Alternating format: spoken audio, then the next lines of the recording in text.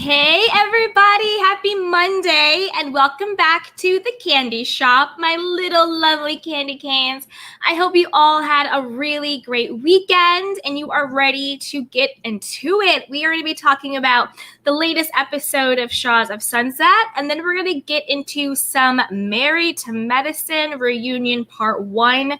Let's see what these ladies and husbands are up to. But before we dive in, enjoy our little intro.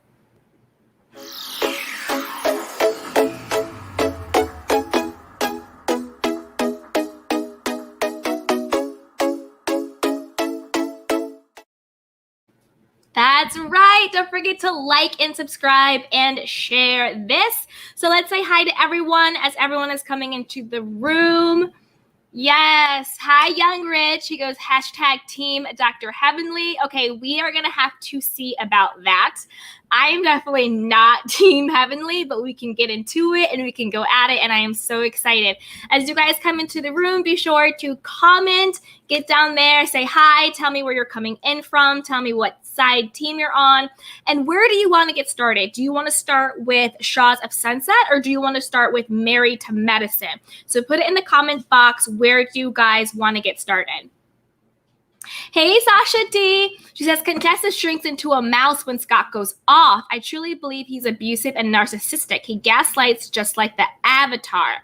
Yes, so there has been a lot of talk about that and whether or not he is emotionally and mentally abusive to her. She definitely cowers and she kind of shies away. But then a juxtaposition to that is that she also is in her masculine a lot, right? She kind of has that masculine in charge energy. And sometimes Scott can be a little bit beta too. So that could be a really interesting thing. But let me know what you guys think, whether you want to start with Shahs or you want to start with Married to Medicine. It seems like Married to Medicine. We have some Heavenly in here. We have some Contessa.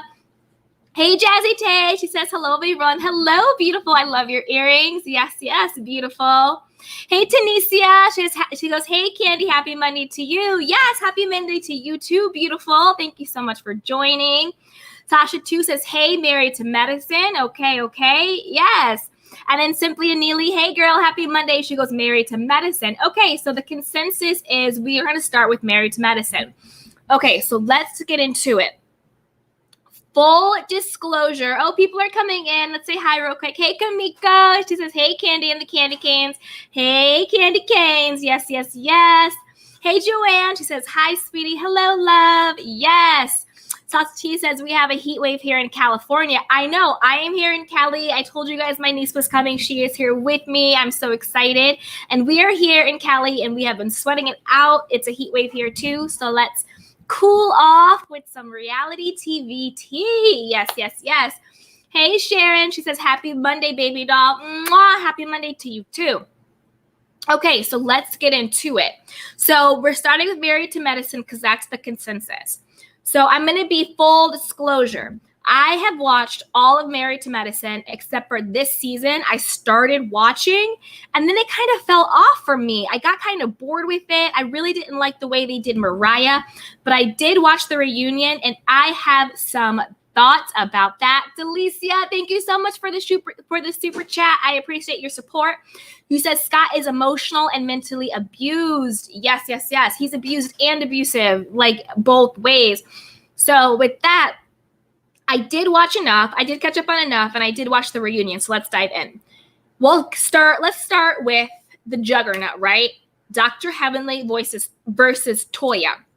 So I am not a Heavenly fan. I think that she is really mean. She's a little evil, and it's really rooted in her own insecurity from her childhood. Because you know how she always told us, like, her mother didn't really favor her. She favored her sister, who in her mind was told was like prettier than her. And so she would kind of just go in her room. She was kind of overweight. So she was deeply insecure about all of those things. And we saw that play out on the last seasons, right? We saw that play out with her and Mariah. She was like, Mariah reminds me of my sister. So she would kind of have this visceral reaction and go after her to make herself feel better. And the sad part is at the root of it, I think Dr. Heavenly just wants to be loved and wants to be accepted, but she doesn't have the emotional intelligence to communicate that. And she hasn't done the work to love herself enough to be able to be friends with women that she views as a threat. So I think that Toya this season took that place of Mariah, because Toya is a beautiful girl. You can't get around that. Toya is beautiful. And then Toya also doesn't work. And I think that, and I can't remember exactly if Mariah worked or not. I know Mariah created the series, but I don't think Mariah had like a conventional job. So I think that Dr. Heavenly saw in Toya a lot of the things that she hated in Mariah that she secretly kind of wanted to be, looking a certain way and having a certain lifestyle, right? So I feel like Dr. Heavenly was just gunning for Toya like that. So anything that came out of Toya's mouth, Dr. Heavenly just had an answer for. She wouldn't let her get it out. She clearly tried to befriend Anila.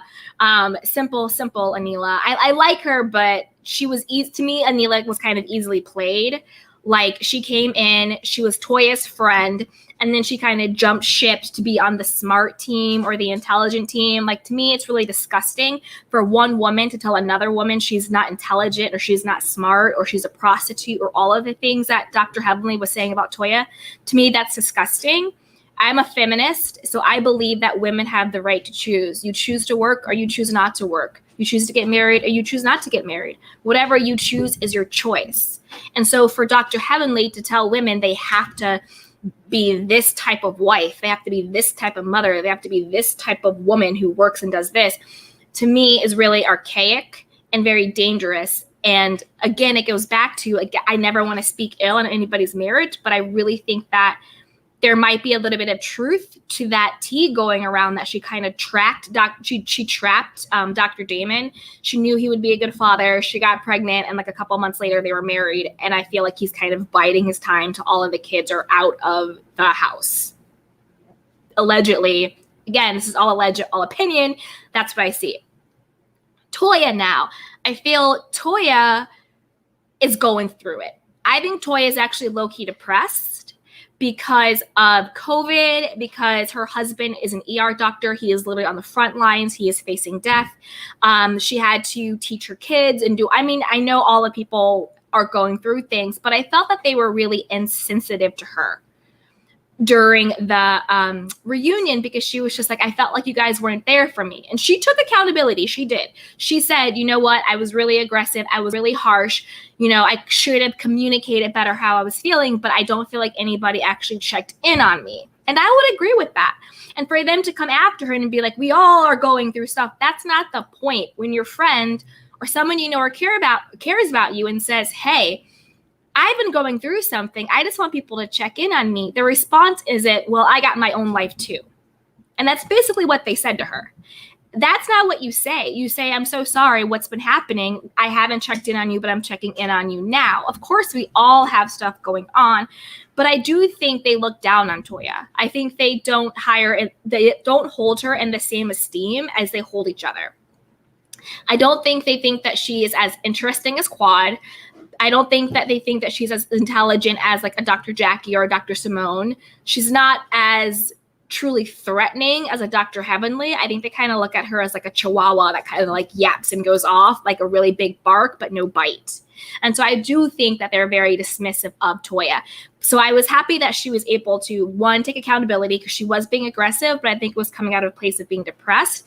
And two, I do like that they were able to finally cut through it and be like, okay, you're right. You were in a bad place and we should have been there for you more. And I'm happy that Toya and Anila were able to make up, because this is what I think the true problem between Toya and Anila was. So when Toya brought her girl Anila on, she thought, okay, I have an ally. I'm bringing in a friend. This is my home girl. She's going to be on my side, my team. When Anila came in and tried to play peacemaker and tried to I'm going to get to know everybody on my own terms. So yes, of course you should, but you don't need to say that in a certain way. And when she came out, she literally intentionally tried to befriend Contessa, knowing well that Contessa and Toya at that point were butting heads and they were enemies. They had been fighting. They weren't getting along. There was some really immature thing about wearing shoes in Toya's house or something like that. But Anila came on the show directly as Toya's friend. And then the first thing she did was try to get to know and befriend her enemy. And yes, I do think we're all grown. We all need to get to know people on our own terms. But if somebody brings me in and I'm their friend, the first thing I'm going to do is not try to actively make peace or get to know that person's enemy on the show. And I think that when Anila did that to Toya was a betrayal. So Toya was saying, yeah, of course you can get to know anybody you want, but you ain't loyal. I think that's what she was thinking in her mind. So Toya felt betrayed by Anila doing that. So when Anila didn't pay the hair and makeup people, I don't think Toya did this consciously. I think it was a subconscious thing. Her making such a big deal out of it and doing it publicly, I think was kind of Toya's way of kind of needling her and getting her back for trying to befriend Contessa so early and for, jumping on the Heavenly bandwagon and all of that stuff. I think it was subconscious. I think she was like, oh, you betrayed me? Well, girl, you're not paying your bills on time. So I'm going to put you on blast. Whereas I think that if Anila, yes, could become friends with people on her own terms, but if she hadn't done it in such an aggressive way, and if she had it gone straight to Contessa, I think that Toya probably would have brought her to the side and was like, hey girl, I'm not going to say anything on camera, but you need to go pay your bill and handle this and settle up. But I think because Toya already felt betrayed and Toya is very impulsive, I think that's where she was coming from. And then when that happened, I think Anila didn't realize how Toya had felt betrayed and was like, girl, you putting me on blast about my money and my finances and not paying people on time, on camera, you're supposed to be my girl, whatever. So I think that was really the crux of their demise and going at it. To me, Dr. Jackie, I wasn't really sure why she's still on the show or why she was there. To me, Dr. Jackie just really fell flat. I don't really think she had that much of a storyline. To me, Dr. Simone did not like her hairstyle, did not like her outfit, but I thought that she came in. She was the voice of reason. She was giving really good advice, and she's super, super interesting. I do think the word on the street that Dr. Simone and Dr. Jackie aren't as close as they used to be. I do think that's true. I think they're fronting a little bit for the cameras, but I think that their friendship just got so broken, almost once you're that close with someone and then you feel that betrayed by them, I do think it's really hard to get back to that sacred place that used to be untainted. I think it's really hard to get back to that place. Quad coming in. I do like Quad. She was doing the absolute most. I do think Dr. Heavenly was trying to shade her with those emojis. She can say whatever she wants, but I do low-key think energetically she was trying to shade her because Dr. Heavenly is so deeply insecure. She can't handle any other woman having fun, and she can't handle any other woman celebrating her body and just doing what she wants to do. So I do think Dr. Heavenly was doing a dig at Quad. Now, I love conspiracy theories, so let me know if you agree with this or not. Dr. Contessa and Dr. Scott, right? I kind of thought that Dr. Contessa, her tears and her sadness to me seemed fake. So I thought one of two things. One, she is either already all the way over Scott and all the way over this marriage. She can't wait to send the divorce and just be out. And she's pretending to be sad because she wants the sympathy in it and she doesn't want to look like a bad person. Or this is a plot. Contessa and Scott came together for a storyline and to stay on the show and to have drama. But just looking at Dr. Contessa, looking at her eyes, looking at the way she responded to things, I didn't get the gut feeling that she actually felt sad about the state of her marriage. So to me, she's either done and checked out and she's ready to go find Dr. Britton, or this is sort of like a storyline that they put together. But I don't think she's actually at home boohooing, crying over Scott. But with that being said, I do think that the way that Scott speaks to her and treats her is very dismissive. Alleged, in my opinion, of course. It does seem emotionally and mentally not healthy. She does shrink. So to me, that might be a reason why she's already checked out and ready to go, because she is not even, she's not even there. So let me see what you guys are saying in the chat. I've given some of my piece, and we're just going to say hi to everyone in here. Yay! Okay, people are here. Let's see. We're going to go up. Okay. Joanne says, in Rhode Island, hot. Yes, it is hot. Hey, AP News goes, hey, ladies, hope everyone's doing well. Yes, I'm going to chill in the chat. I have not watched both of these shows this season. Yes, chill, come through. Hey, Natalie, she goes, do you think All About the Tea will ever show her face? No, I don't think she'll ever show her face unless she is legally forced to. But on her own accord, absolutely not. Hey, Joanna, Heavenly is an insecure and mean bully. I agree 1,000%. She is an insecure, mean bully, and Dr. Heavenly, I can't handle her. I really can't. Hey, Marcella. She goes, hi, Candy. I love Heavenly craziness. You are 100% about Heavenly. Me too. Okay, and another thing about Dr. Heavenly, right? Remember when she tried to shade Anila for being a blogger? And she's like, oh, I didn't know that's a job. But Dr. Heavenly has a whole YouTube channel where she's giving recaps every other day. But you didn't know blogging was a job, but yet you're cashing these Google AdSense checks too, just like everybody else. Bye, Dr. Heavenly. Miss me with your stuff. She's a mean girl, and she's just jealous. And I don't think she likes Anila. I think she only wanted to use Anila to hurt Toya, because now Toya is her surrogate Mariah. She's like, well, Mariah's not here. Who's the next best thing? I'm going to go after Toya. I'm going to get all my childhood trauma out on her. Hey, Simply Anini. She was married to medicine, could really run for a long time if production decides to include other individuals in the medical field. I agree. Like, I think it's a good show. I think it's a really great idea. Again, props to Mariah, and it could run for a long time. And they should start to bring on other couples and other people from different medical fields. 100%. Like, I would like to see maybe like a sports doctor or a pediatrician or like a podiatrist, a cardiologist. You know, there's so many types of doctors out there. Why not? Maybe someone who's done like Doctors Without Borders. Simply Naces, nurses, nurse practitioners. Well, Dr. Heavenly is a dentist, right? And she never lets you forget that. She's a dentist. So yeah, you're right. They do need to kind of open it up. Hey, Young Rich. She goes, I feel like Toya Bush Harris is jealous of Dr. Heavenly because she has a paid beautiful house, and Toya Bush Harris is still jumping from house to house. Ooh, the shade of it all, Young. Yes. So I see what you're saying. The thing is, and thank you for saying that. Yes, Dr. Heavenly does have a paid, beautiful house, all of those things. But Dr. Heavenly has all of those things, and she is still deeply insecure and is just so mean and is still so unfulfilled. But one thing that Toya does have, maybe she is hopping from house to house. I do think the fact that she's selling her house now is very suspicious, since they spent so much money on it, since they designed it themselves. It was literally their dream forever home. I do think it's kind of fishy what's going on there. But she does have a loving marriage. Eugene loves her so much, and it's so obvious and so evident.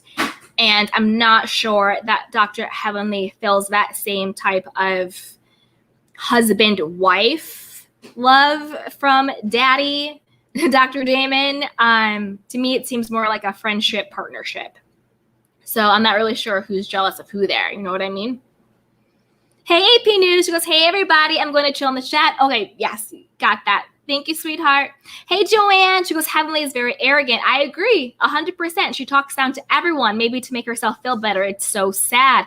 That's what I'm saying. I think Dr. Heavenly is just really hasn't done the real work on herself to get over those childhood wounds. And we see it play out season after season where she picks someone to yell at and to bully.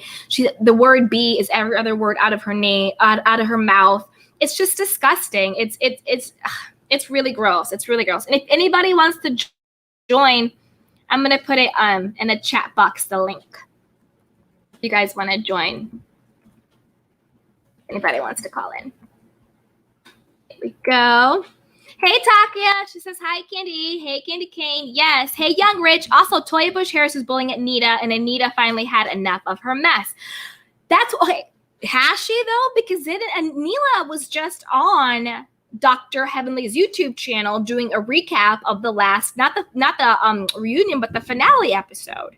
So who knows? And at the reunion, they seemed pretty chummy. So, I mean, I think Anila will come around. I really hope that her and what do you call it? Oh, we have Bella 24 Ever. I'm going to call you in the chat in a little bit. I'm going to run through some more comments and then I'm going to call you in. So stay in the studio. But I think that they're still pretty close and you kind of saw that during their reunion. So we'll see. Hey, Sasha T, I'm just waiting for him to explain the baby saying daddy has a girlfriend. That lie that he told on IG that it was a way to make Contessa mad was BS.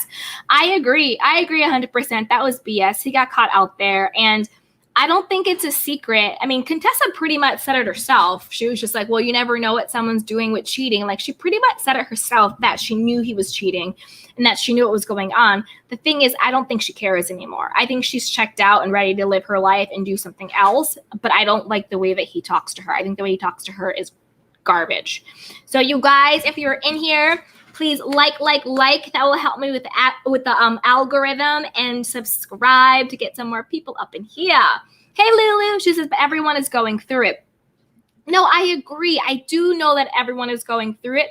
But if we have the attitude of everyone is going through it, then we're just going to be on our own little islands being miserable without love, without support.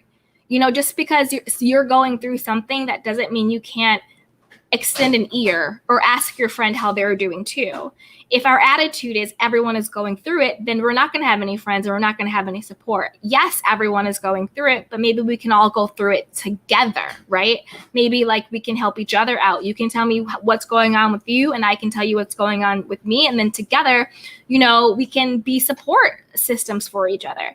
But you just can't assume that I'm okay if you never ask, you know, and I can't assume that you know I'm not okay if I never tell you. So I think it's a two-way street. I think what Toya really was saying was, I want friends. I want friendship. I want you to actually check in on me. Don't assume just because I'm like drinking on a golf cart and all this stuff, I'm okay.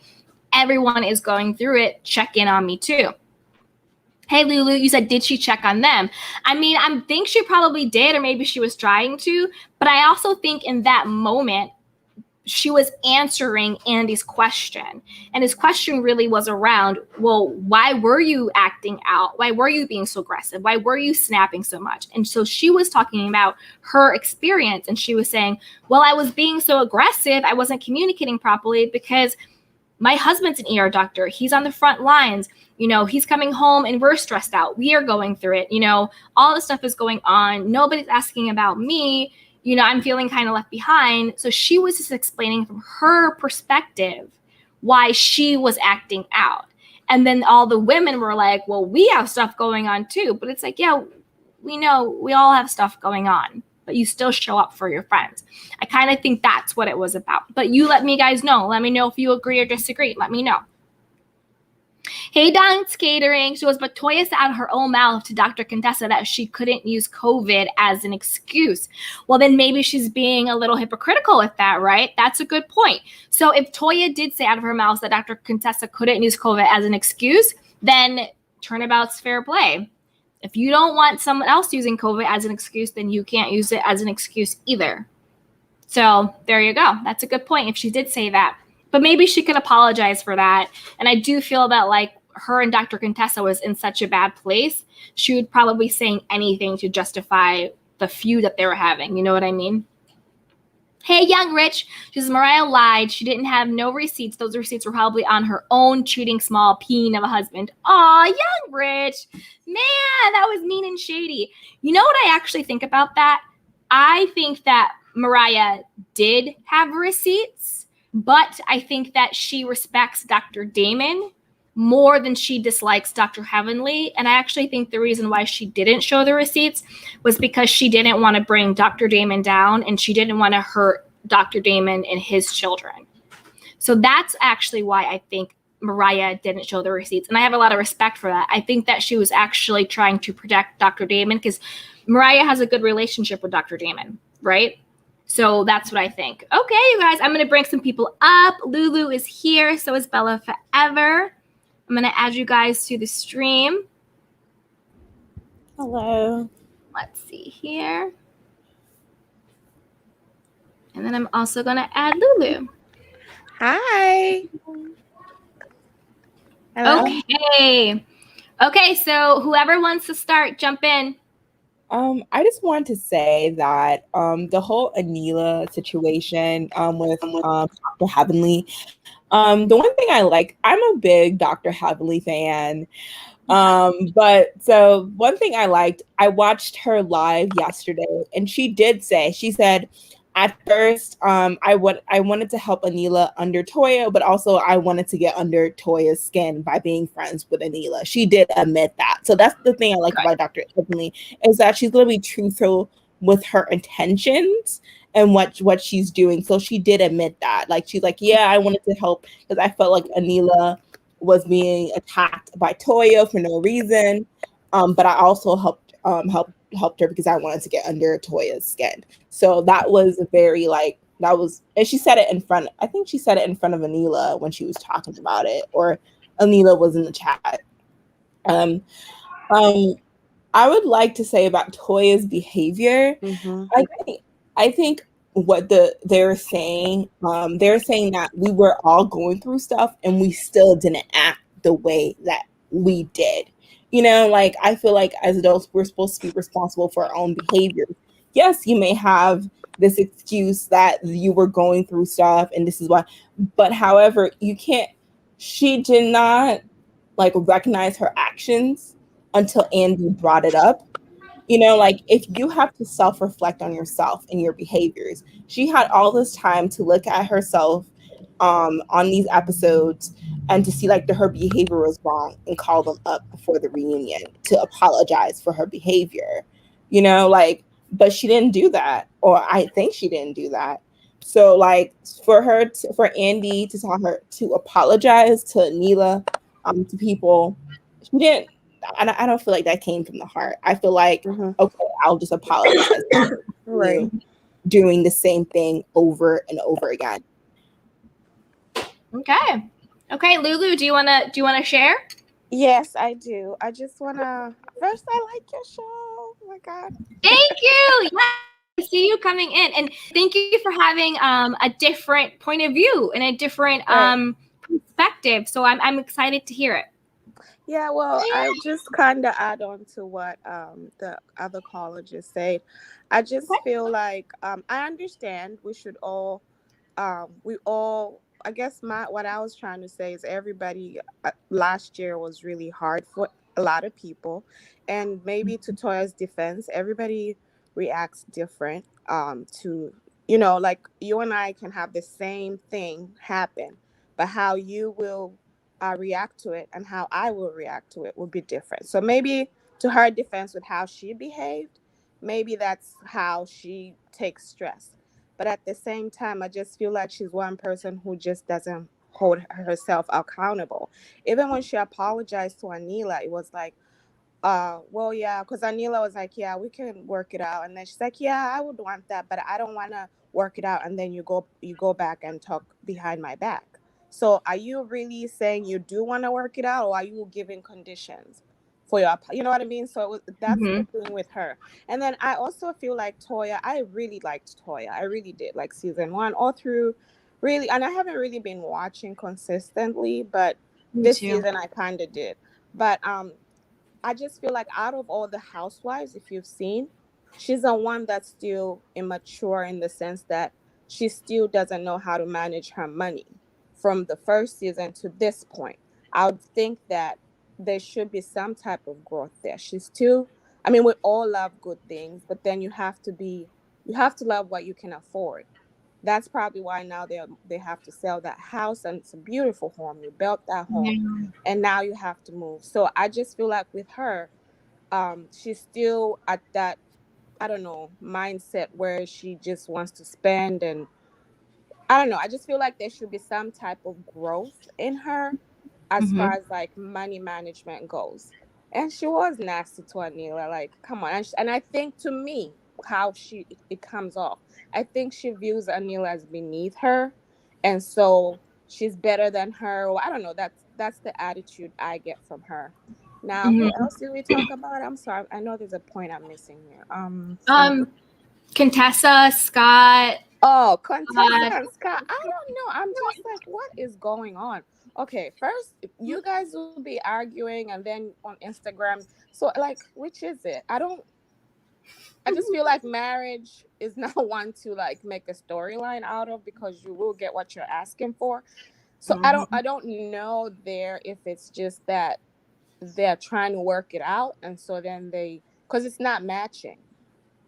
Like when every other housewives on every other married, sorry, to medicine wife had issues on there, it reflected their social media and whatever. Like when Toya was going through it, when Dr. Simone was going through it, when Dr. Jackie was going through, we didn't see them do that. And then next thing you know, they're on vacation, or it reflected the same thing that they showed on screen. So I don't know what to think. I mean, I feel bad. I hope it really is something that they will work through, and it's not just for the show.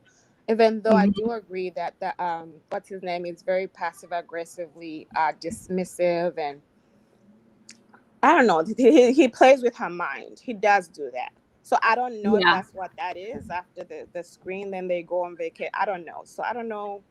Yeah, that's my opinion on that. I'm just kind of like, I don't know what's going on. No, I agree with you. I don't know what's going on with them either.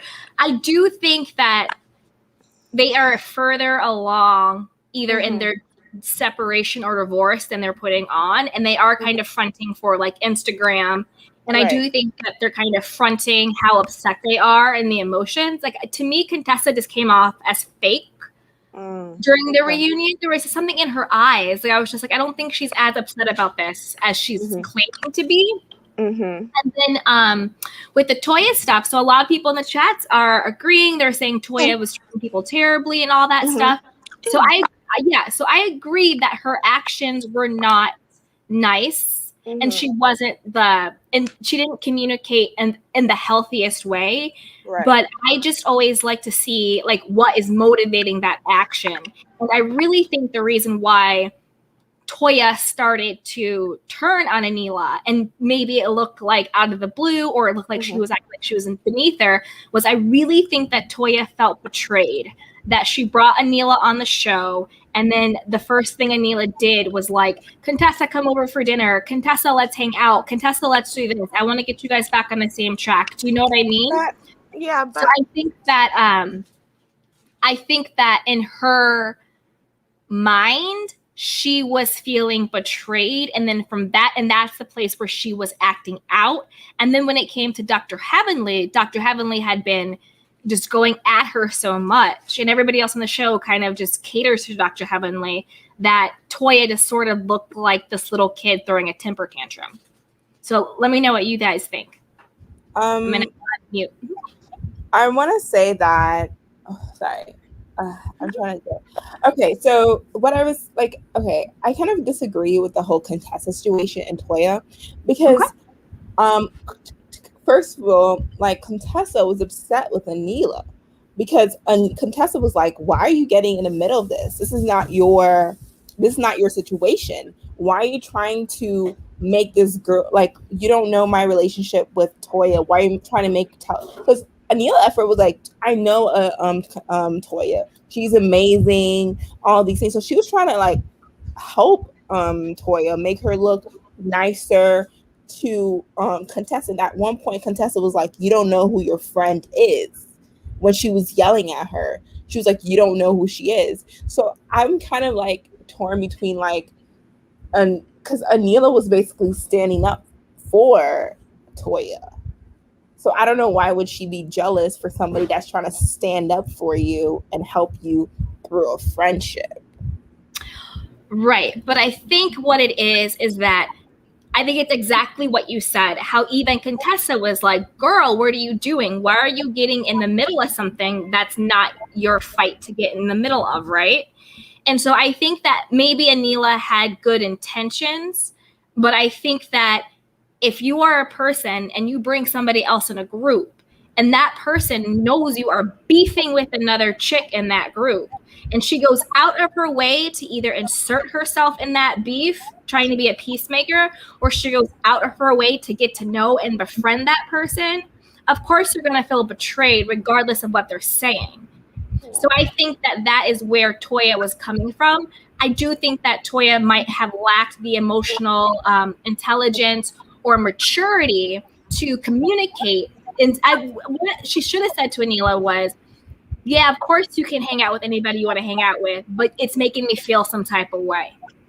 But instead of expressing that she felt betrayed, that she was feeling some type of way, she went and would say dismissive things. She would go and pop off. She would go and pop off about the makeup stuff. So she was projecting her anger and hurt in other ways that then made Toya look irrational, combative, like having temper tantrums, because she didn't actually communicate to Anila what her real issue was. Yeah. And then with Dr. Heavenly, we've seen that Dr. Heavenly go off on Quad, Mariah, Dr. Simone, everybody. We just know that Dr. Heavenly was literally calling Toya a prostitute, and Toya is married with 2 or 3 kids. I think it's the 2 boys with Eugene. They're like, and you're calling her a prostitute simply because she's a stay-at-home mom, and you're also calling Toya like stupid and not intelligent.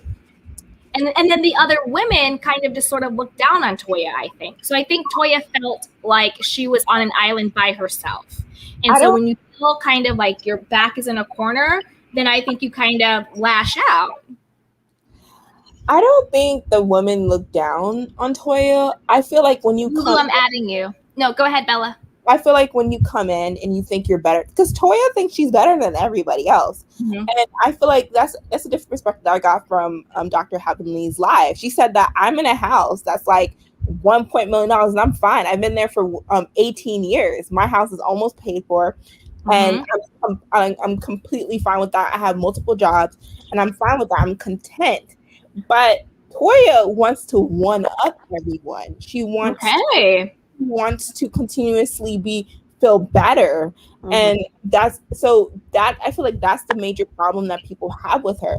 Like, come on, like you're literally making, like, people are talking like you're not working, and that's the truth. She's not working. Mm-hmm. And your husband is basically paying for this house, working hours for you to have this lovely home, and here you are trying to one up us and make you like. That's just my issue with Toya. Is not. And I feel like that's their issue with Toya, is that they don't think she's better, like better than her. I just think that they have issues with people that continuously try to one up them, and like when they're not even paying for their own mortgage. Mm-hmm. Well, technically, Toya does work because Bravo pays her. That's true. That's true. Yeah. But wait, you guys stay on. I'm gonna do some chat questions, and I want your perspective too, because in the chat, a lot of people are agreeing with you guys. A lot of people are. So let's see what they're saying. So you guys stay on, okay? So Sasha T says, yes, I agree. Yes, yes, yes. Let's see here. What you guys are saying.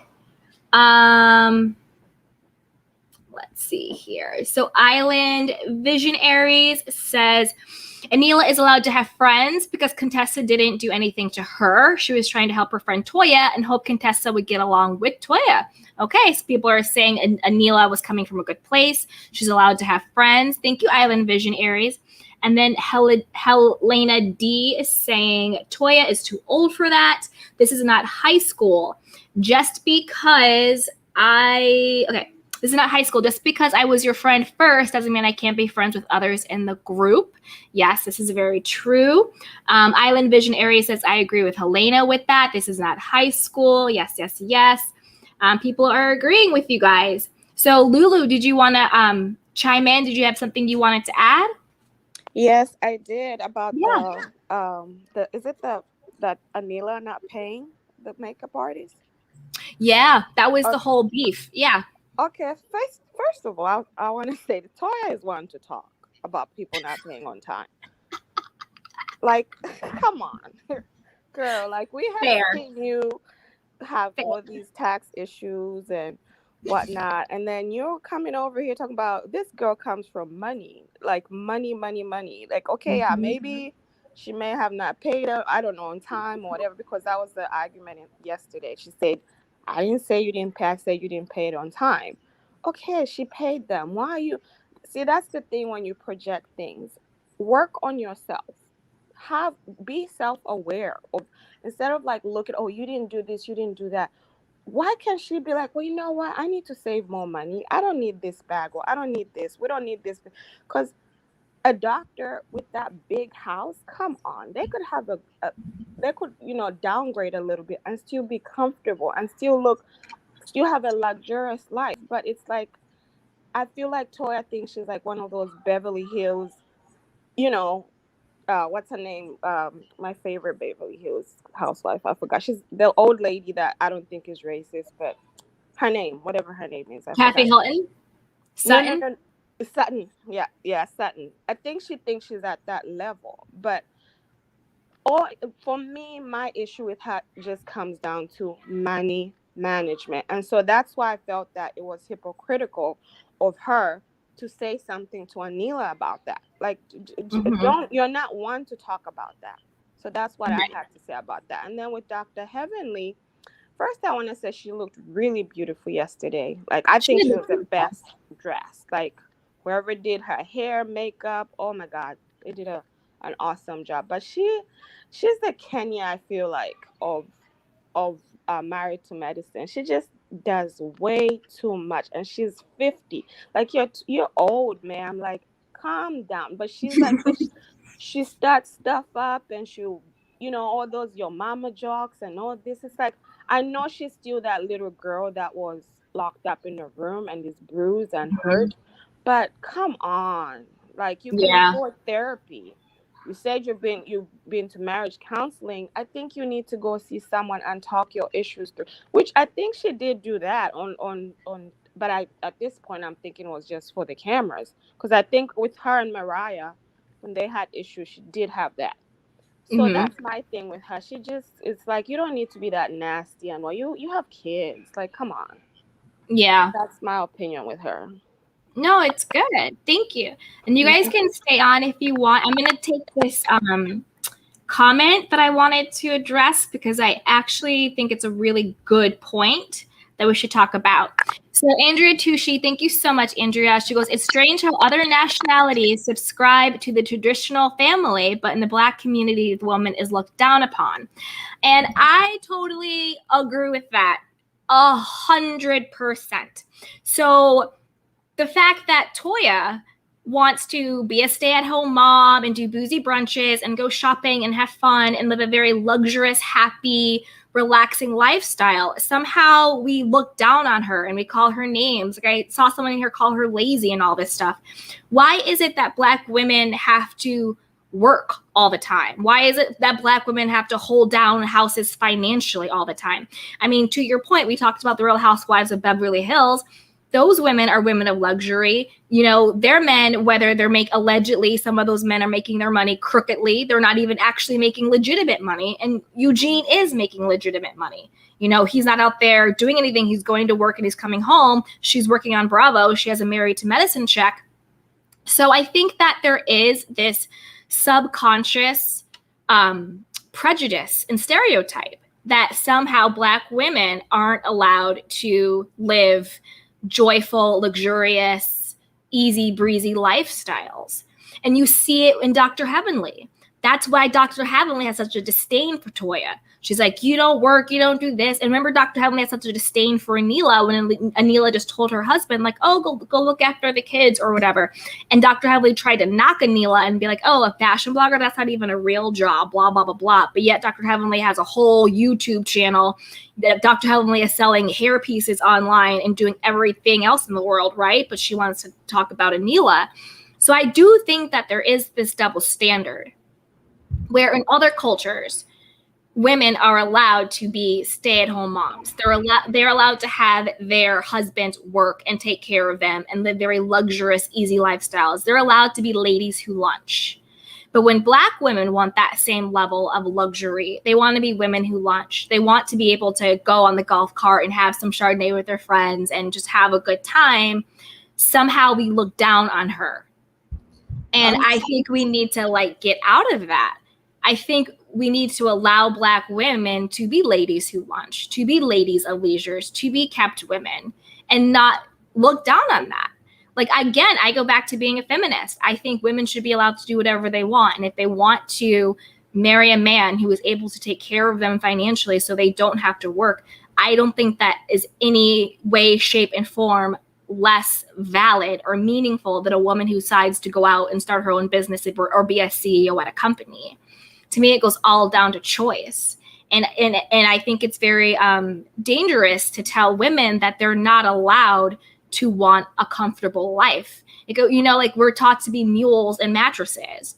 Like it's our job to, like lay down for your husband and then wake up in the morning, go to work, and then come home and like slave all day for your kids. I think that's a very still archaic and dangerous narrative. And I want to see more Black women who are ladies of luxury, who don't have to go out and work all day long and then come home and cater to their husband and their kids. I want to see that more, especially on these particular shows. Married to Medicine started with Mariah, who is this woman who was married to this doctor, and she did have this luxurious lifestyle, and she wanted to show that of her friends. That was the whole premise of the Real Housewives franchise. It was behind the gates. How does the other half live? How do these ladies of leisure live? And it was supposed to be aspirational. So I want to see Toya living her best life. I want to see her laughing on the golf cart, drinking Chardonnay. I want to see her having fun and playing tennis and in the gated community and, doing all that stuff. Of course, I want her to do it, be fiscally responsible, of course, as we all should.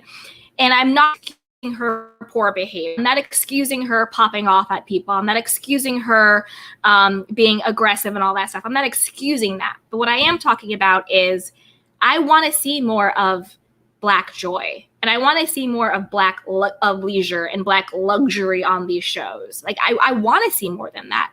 And I think it's unfair to tear Toya down simply because she's a housewife. Like the show is literally called Married to Medicine. And that is actually exactly what Toya is. So I'm here for Toya. But let's see what you guys are saying in the comment section. H2 Angel is being very shady. He goes, Toya is lucky the IRS didn't have a seat on that reunion couch. No self-awareness. You guys. Helena D is saying Anila's husband is a plastic surgeon. He's making more than the average doctor. That is very true because doctors make different amounts. And they went over budget, right? She was saying how the initial budget for her house was $1.7 million, but it ended up being $3 million. So she was going over budget too. Let's see what you guys are saying. Kamiko, hey Kamiko. She goes, Toya needs to think before she speaks and push the image of most housewives have because she's representing most Black housewives. I like her transparency, but she needs to be selective. Yes, I agree, Kamiko. I think that's what it is. I think that it's really good for her to be transparent, but when she pops off and she isn't mindful of being more emotionally intelligent and communicating in a healthy way, that is when it kind of backfires on her. And people like want to say things about her and pick at her. So I agree with that. But I do like seeing her as being like a Black housewife and just having fun with her friends and being a lady who lunches. Like, to me, that's the essence of the show. Let's see what you guys are saying over here. Hey, everybody. So Andrea Tucci says, I see nothing wrong with subscribing to the traditional family. Go Toya and Eugene. You know what? I agree with that 100%. I see nothing wrong with it. And I actually love it. I love the fact that Toya doesn't work. I love the fact that we get to see a woman on camera just be taken care of by her man who legitimately loves her. And she's able to have a joyful leisure life. I mean, you look at some of them and it's just sort of like, I don't know, who kind of wants that lifestyle? So H2 Angel 1 says Toya is living her best life. Exactly. But is the rest of the family bouncing from home to home? That's what people are saying. Well, I agree with that. I do think that there needs to be a level of fiscal responsibility. And there does need to be a level of stability for the boys. So to me, it's I can hold both apples and oranges, right? So the apple part of it is, yes, I love seeing a Black, joyful housewife, lady of leisure. But I also agree with what all of you guys are saying, what Lulu is saying, what Bella is saying, what the other people are saying. I agree with that too. She does need to be accountable for her actions when she pops off 100%. And she does need to be more fiscally responsible. Bouncing from house to house could be pretty, unstable for the kids, and it's not a good look. So I agree. I definitely understand where everyone is coming from as well. I think we all have some good valid points.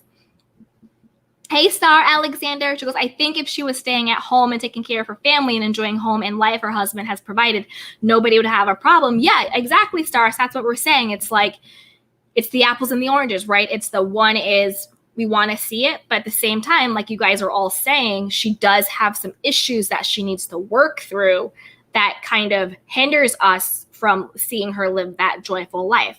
And Sunny T is agreeing with you. She goes, exactly, Star Alexandra. Yes, yes, yes.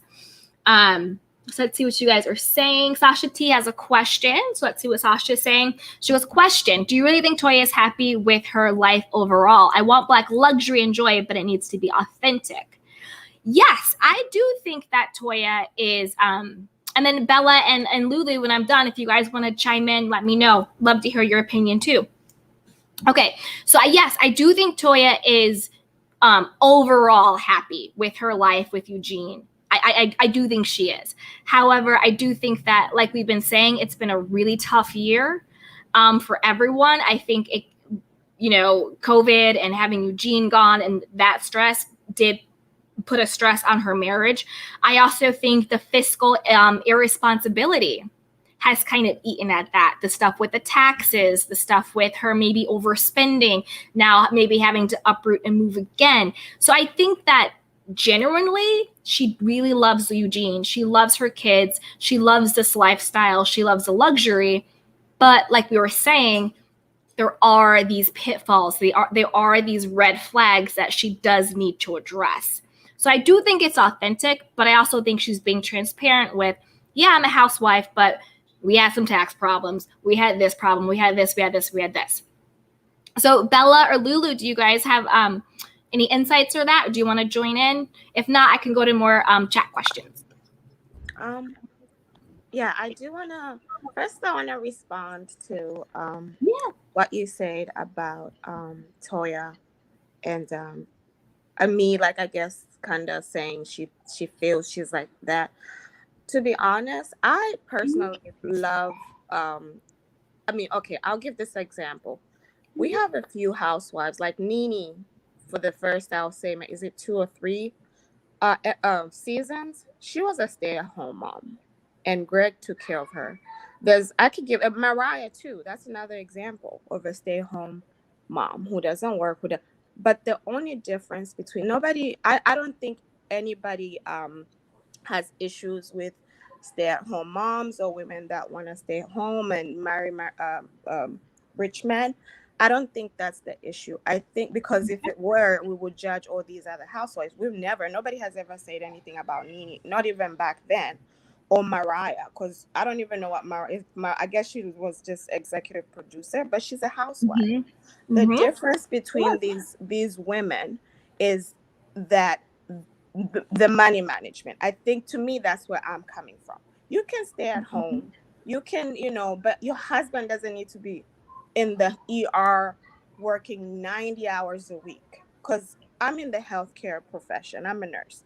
That's a very stressful environment. And already doctors are stressed enough. And this man is having to work all these hours just to provide for that inflated luxury she wants. I'm not saying don't want to live like a luxurious life, but do it in the means that you can afford.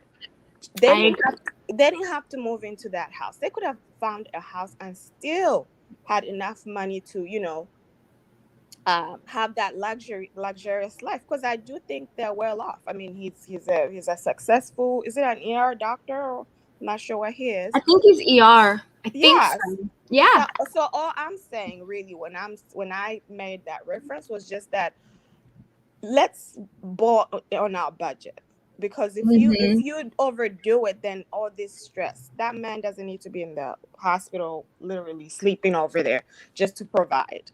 You know what I mean?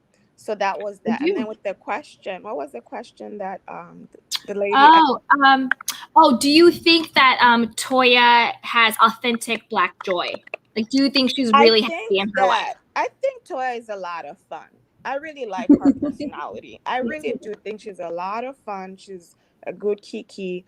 But I think that maybe last year was a little bit too hard for her. Mm-hmm.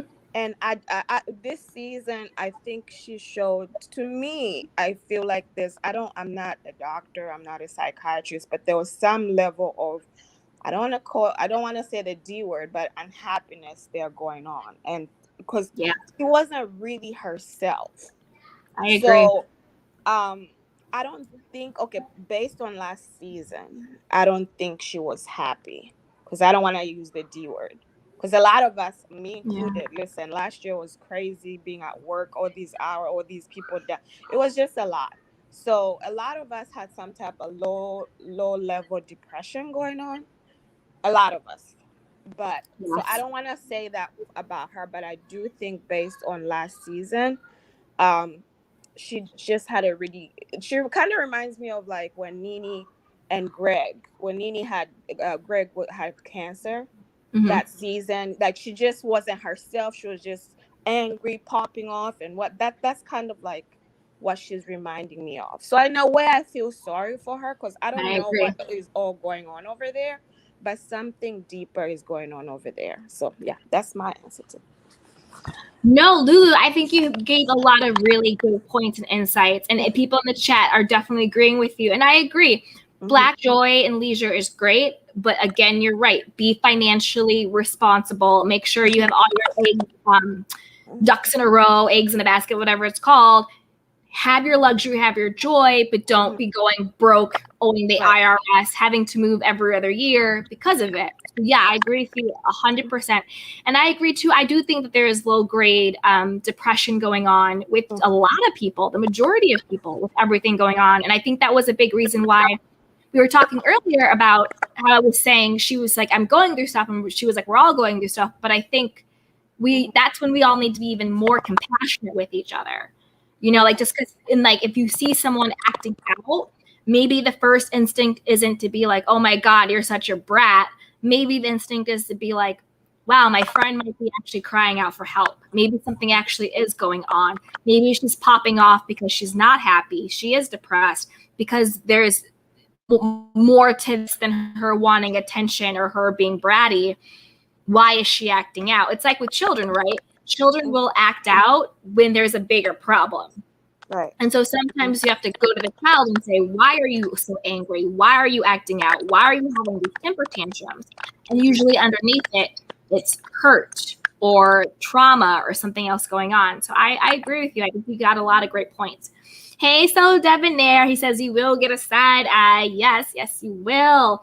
So let's see what you guys are saying in the chats. Bella and Lulu, you're more than welcome to stick around. I love all your insights and I love your perspectives. And thank you for bringing a different perspective than I had. Like you've changed some things that I thought. So I appreciate you guys having differing opinions than me. I appreciate it. Okay, so let's see what you guys are saying in the chat box. Okay. So Kamiko says, I'm good. Thanks so Debonair for being social. Yes, I love that you guys are in here being social. Keep talking to each other. I love it. Yes. Hi, Island Vision Aries. She goes, I think it's hard with Toya. She doesn't seem to care about others' issues, so why should others care about hers? It's reciprocity. That's a good point. And I think somebody else said that too earlier. I think it may have been Lulu who said, well, did she ask about them? You know, I'm going to have to go back and do a deeper dive in the episodes and see. But she was also, again, with the reciprocity, she was on the outs with Contessa and she was on the outs with Heavenly. So maybe it really wasn't even, they weren't even in a place to be there for each other since they were beefing. So that's a really good, so Seb, I gotta scroll up. Okay, I'm gonna scroll up, Deb. So Deb, to get your comment, to see what he said.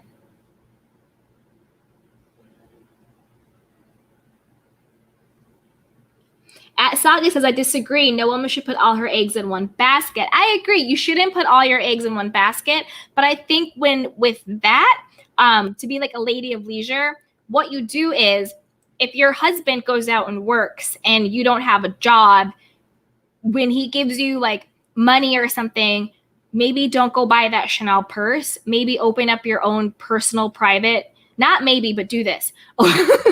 Open up your own savings account. So if you want to be a lady of leisure and you don't want to have a job and you want to be a stay-at-home mom versus a stay-at-home wife, but you always want to make sure that you have some sort of your own financial security, open up your own checking account, savings account, certificate of deposit, whatever it is, whatever type of account that will grow with interest, the highest interest rate you can get. And say your husband is giving you $5,000 for a bag, $250 for a bag, or whatever it is for a dress. Instead of getting that bag, take that money and put it in your savings account. Squirrel away money. Don't just think that, I hope all marriages last, but if you're just going to always be relying on one person to give you money, no, you want to squirrel your money away in a high interest account. Don't just spend it all on Chanel, Fendi, whatever, yachts. Sure, live a luxurious lifestyle. Sure, get all those things, but make sure that you're taken care of, because people could wake up one day and decide that the relationship is over. They could wake up one day and decide they want to divorce you, or they're cheating or whatever. So you always want to make sure that you have your own nest egg. So I agree with at Saga. You always want to have your own. So even if you are a lady who lunches, make sure you have your own savings account, your own situation going, that only your name is on it, and that another person can't touch. Not a joint account, your account. Okay, so Debonair, that's what you say. Let's see what you're saying, homie. He goes, people were just tired of Toya acting like a toddler. Yeah, that seems to be the consensus. There is nothing wrong with being a housewife, but when you are over here spending, having tax problem, throwing parties because you paid bills, you will get a side eye. Yeah, so yeah, that again goes with what we're saying. In one hand, we want to see the housewife, we want to see the lady of luxury, but in the other hand, you really have to be taking care of your business in order to justify having that baller status. So you're right. You're right. Let's see what you guys are saying there in the comments. People are saying yes at Soap Debonair. Kimiko is saying hi, Soap Debonair. How are you? Happy Pride to you. Yes. KA is saying nothing wrong with transparency. So nothing wrong with transparency. So to them, let's be transparent. When is it time to get a job, Toya? Maybe she does need the job and she's fronting that she doesn't. So yeah. You know what? Sharon Redmond is bringing up really good points. She goes, stop overlooking her miscarriage. The girl is grieving the pandemic. Thank you, Sharon. That's actually another really good point. She did suffer a very public and very tragic miscarriage. So she probably was going through it, because that was what the sense I was getting with Toya. That's something, and thank you for bringing it up, Sharon, because I forgot about that. There was a sadness to her. Sure, she was popping off. Sure, she was doing the most. But there was a sadness to Toya. So maybe she was still grieving the loss of her baby. And then the pandemic hits, and then her husband is gone. And then now everything is thrown up in disarray. Like, it takes a lot. So thank you, Sharon, for reminding us of that. I had forgotten about that. So thank you for bringing that up, Sharon. So let's see what you guys are saying in this chat box. Yes, I love that you guys are chatting. Young Rich is in here cutting it up. You're cutting it up. Let's see what he has to say. So he always says Toya Bush Harris is probably Demonica. That's probably why she don't show her face, because she don't want the world knowing she working. Oh, Young Rich, you better stop. You better stop. I cannot with you. I cannot with you. Let's see what you guys are saying in the chat box. Evelyn says retail therapy does make you feel good. That is true. That is true. Ain't nothing wrong with that. Ain't nothing wrong with that. So Debonair said that would explain how the Patron was affecting her. Yes. So I think we covered enough of Married to Medicine. I'm going to say bye to Bella and Lulu for now as we switch to Shahs. And if you guys want to come back in when we're done. So now we're going to switch to Shahs. Are you guys good with that? Put it in the chat box. Do you think we've wrapped up Married to Medicine and we can move to Shahs now? You guys good? Put in the chat box if you're ready to move. Yay. Okay, so Terrell says, hey, Candy Canes.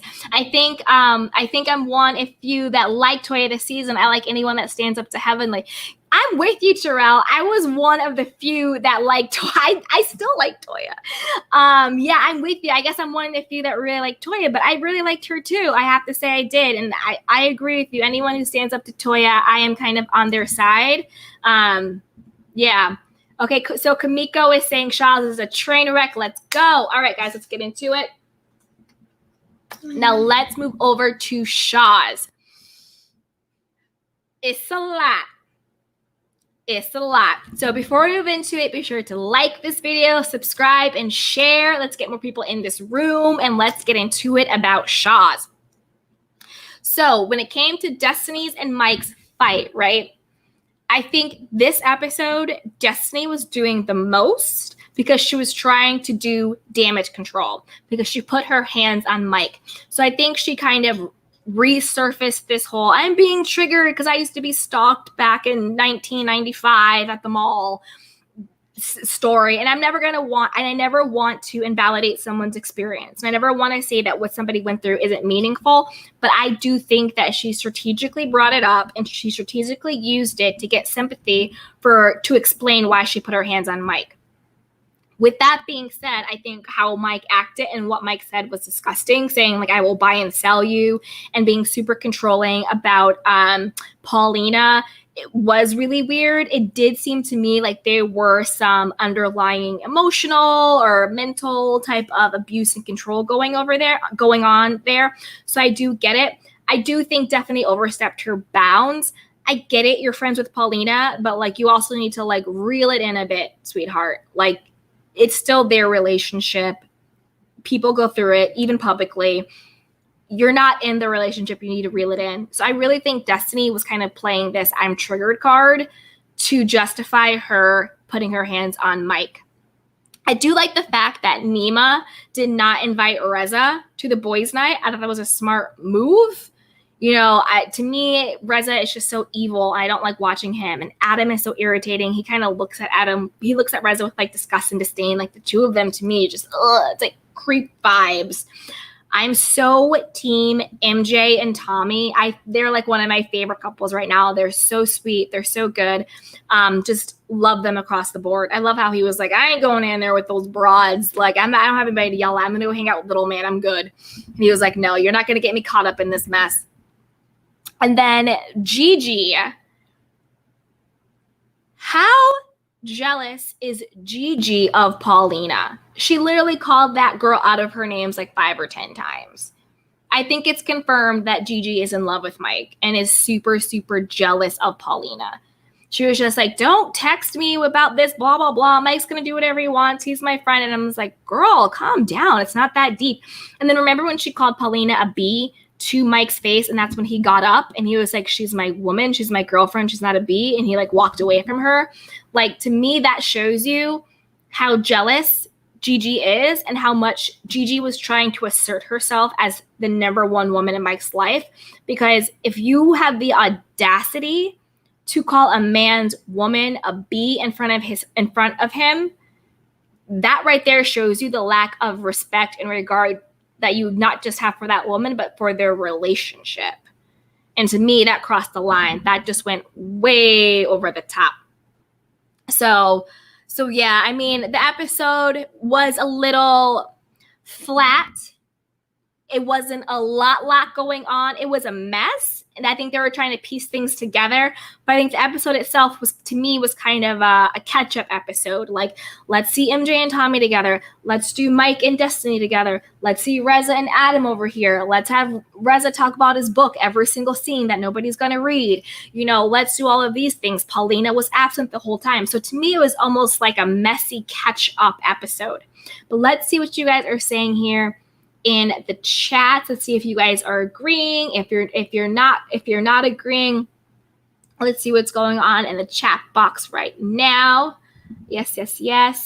Shahs a train wreck, says Kamiko. Kamiko says, at youngsters, Gonessa toned down a smidge. Yeah, she's definitely toned down a bit. She used to be Loch Nessa. She used to be way worse. She used to have like knives and go after people, but she's definitely toned down since she's had a baby.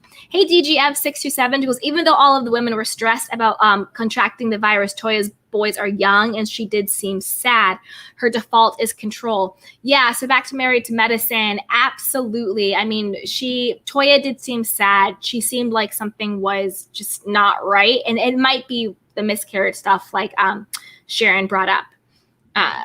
Absolutely. So soon Lily says Destiney is turning into Gigi of the earlier seasons. I agree. And I said this on the other live. There's something about Destiney that rubs me the wrong way. Like, I just feel like she's fake and phony, and she's putting on this facade. Like, who is the real Destiney? Like, who is she? What do we know about her? You know, I just think that there's something that she's hiding, and there's some front going on. But like, I don't know. I don't think we've seen the real Destiney, and she's doing the most. Like, every time she shows up, and she's doing the absolute most. Hi, Life of Deshanta. She goes, I'm not going to lie. This episode of Sauce didn't keep my attention. Yeah, that's what I was saying. It was a bit flat. It was like a catch-up episode. I guess because I could see right through Destiney. Same. I could see through her too. She definitely provoked Mike to get that reaction, but he was wrong too. I agree. She provoked Mike. I do think her and Reza together put those questions. I don't think Mike was being too paranoid. I do think that they were coming at Mike because the questions were all tailored to exactly the issues that Mike had. And Mike was wrong. He took the bait, but Destiney was wrong too. Hi, Island Visionary. She goes, Paulina was using Destiney. It's called triangulation. Exactly. To make her the bad guy and to say all the things she doesn't want to say. Paulina and Mike will be okay, and Destiney will still be mad. Paulina wanted Destiney to fight her battles. Yeah, I agree with you 100%. It was triangulation. It's like, oh, Paulina plays the victim. Mike is the big bad perpetrator. And then Destiny's going to come and be the savior. But then the moment Paulina and Mike are back together, then all of a sudden Destiney will be on the outs, and she will be the big bad perpetrator. She'll be mad and upset and hurt while Paulina and Mike are off doing whatever they want to do. 100%. That's why in those situations, it's usually best to stay out of it. 100%. Hey, Young Rich, who goes, wait a minute, will there be fist fighting over there? But Potomac is violent and needs statements. Ciao. That's okay. Remember yesterday, if you guys were on live yesterday, we were talking about that. Bravo puts out these statements about we don't condone violence and all these different things, depending on what franchise it is and who it is. Yes, Destiney put her hands on Mike. She was putting her hands on him, and she was like grabbing all the stuff. And that's why this episode, she was trying to backtrack, saying she was triggered about something that happened 20 years ago to her and doing the absolute most. And they had to go meet by like Santa Monica Beach or whatever it was they were at. So yeah, I agree with you 100%. So Island Visionary says, I don't agree that Gigi is jealous of Paulina. Yeah. So you're saying you don't think she's jealous of her? He says Gigi was over-identifying with Mike because she can't be monogamous. Yeah, so I agree that she was over-identifying with Mike because she can't be monogamous, but I think the undertone with that statement was, you should be with me because I understand you and you and I are alike. Because I think there's a difference between knowing that Mike can't be monogamous and still being just decent to his girlfriend. Like, I don't understand why Gigi had to call Paulina out of her name. Like, why would you, like, even if you're over-identifying with Mike that he can't be monogamous, I don't get why that means you're calling his girlfriend a B and you're going off and you're talking about her to all these other people. Like, that's why I think she's jealous of her. And that's why I think she kind of wants a piece of Mike, because it may have something in the past, or like he tried something. I don't know. Hey, Sin Lily, you says Gigi contradicts herself. No way was she accept being treated the way she treats Paulina. Exactly. Like, she does really disrespect, and she really does go in on Paulina. She definitely does. It's insane. Life of DeShantis is definitely a filler episode. Yeah, it was a filler episode. They were trying to piece different storylines together, and it was a filler one, but like nothing actually was really going on. I agree with you. Hey, Soon Lily. She goes, the show should be named Messy Shahs. Hard to find anyone that's not messy. It has high school vibes. Yeah, I agree. It's very high school. Nima came in, and you could tell Nima was like uncomfortable being around Mike. It was a lot. It was hard to watch. Hey, Rebecca Huff. She goes, definitely just tries to start drama, and then when anyone starts pointing fingers at her, she runs away from it. I agree. I totally agree with that. Like, Destiney stirs the pot, and then she tries to like point the finger and run away, and she's not doing a good job on it. I'm just not. Destiney just, there's just something, I'm waiting for something to come out about Destiney. Like, I just don't trust her. Hey Young Rich, is Gigi from Jersey? I don't know if Gigi is from Jersey. I always thought all of them was from the LA area, but I could be wrong. Hey Terrell, she goes, hey Ageless Beauty, she goes, hey Candy Cans, I made it. Yay! Welcome. Yes, good to be here. Hi Candy, like and share it. That's right, you guys. If you are in here on this Monday afternoon, be sure to like and subscribe and share this. We are going to get into it. So the episode again was a little bit of a filler, but we can still chat and have a good Kiki. Absolutely. Hey, Terrell, you said you're right. Destiny's inauthentic, hiding behind her Party City wigs.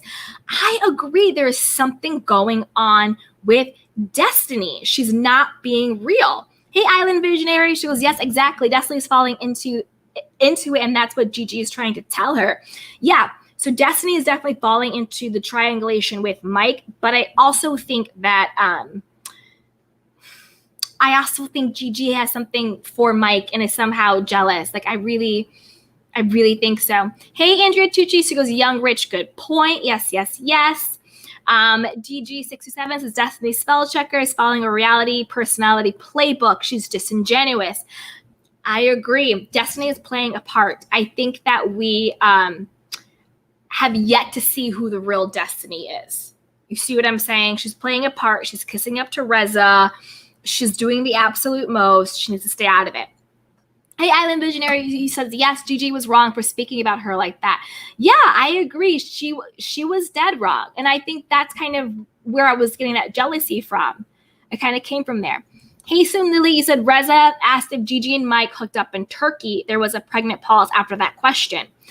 That's what I'm saying. I can't remember exactly what it was. Maybe it was the hookup in Turkey thing. Remember, it was this whole thing about Gigi and Mike hooking up and all of that stuff. I don't think Gigi ever got over that. And I think that if Mike was willing, I think what Gigi is saying is, Mike, I understand you and I'm like you. So if you were with me, I would let you cheat in peace. I wouldn't be Paulina. I wouldn't be nagging you. You could cheat. You could do whatever you want because I'll be cheating too.